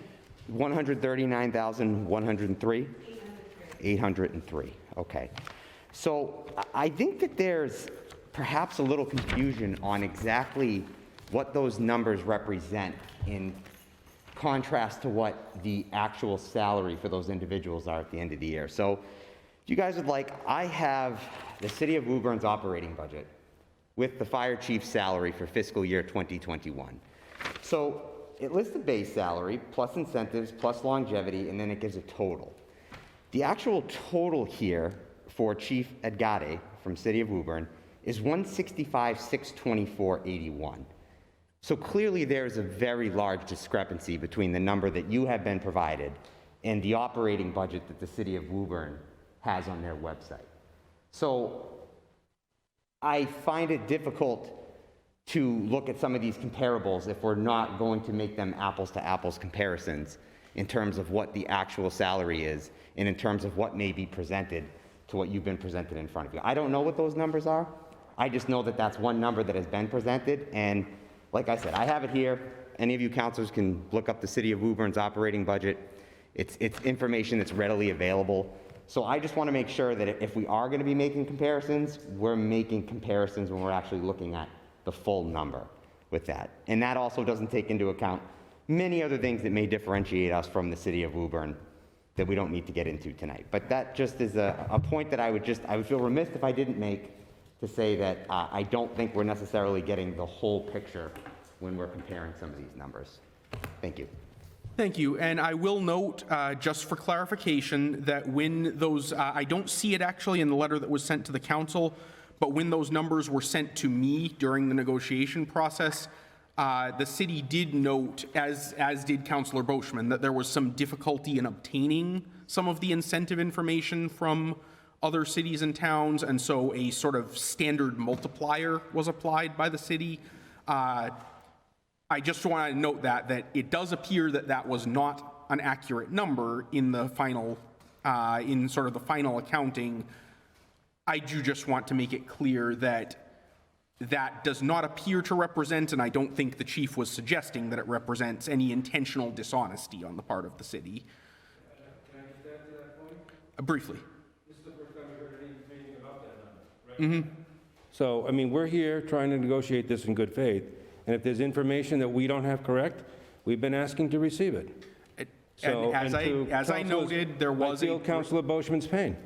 As I noted, there was a few months ago a breakdown in negotiations, and from that point, there has been very little dialogue. And again, I will take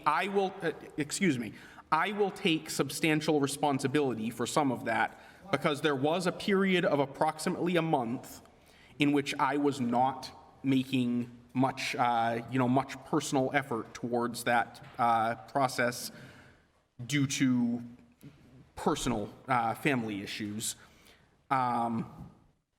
So there was probably some information that was exchanged with me that did not get duly passed on to one party or the other during that month. I will take responsibility for that. I don't think that either party has engaged in any deliberate deception or any deliberate withholding of information. My impression is that both have been entirely transparent, at least with me, in all of these discussions, and I think that is the basis on which we should move forward. If there is mistaken information on either side, then as we move to a definite number, we should definitely have that corrected, but I think we should do so in the spirit of assuming that everyone has been dealing in good faith in the information they have provided thus far. Again, if you want to blame someone, blame me. I think that everyone has made a good effort, but I'll take the blame if anyone thinks otherwise. That said, I had a motion to adjourn. Do I have a second? I have a motion and second to adjourn. All in favor? Aye. Any opposed? Still waiting for the day when someone's going to say they're in opposition. That said, we are adjourned.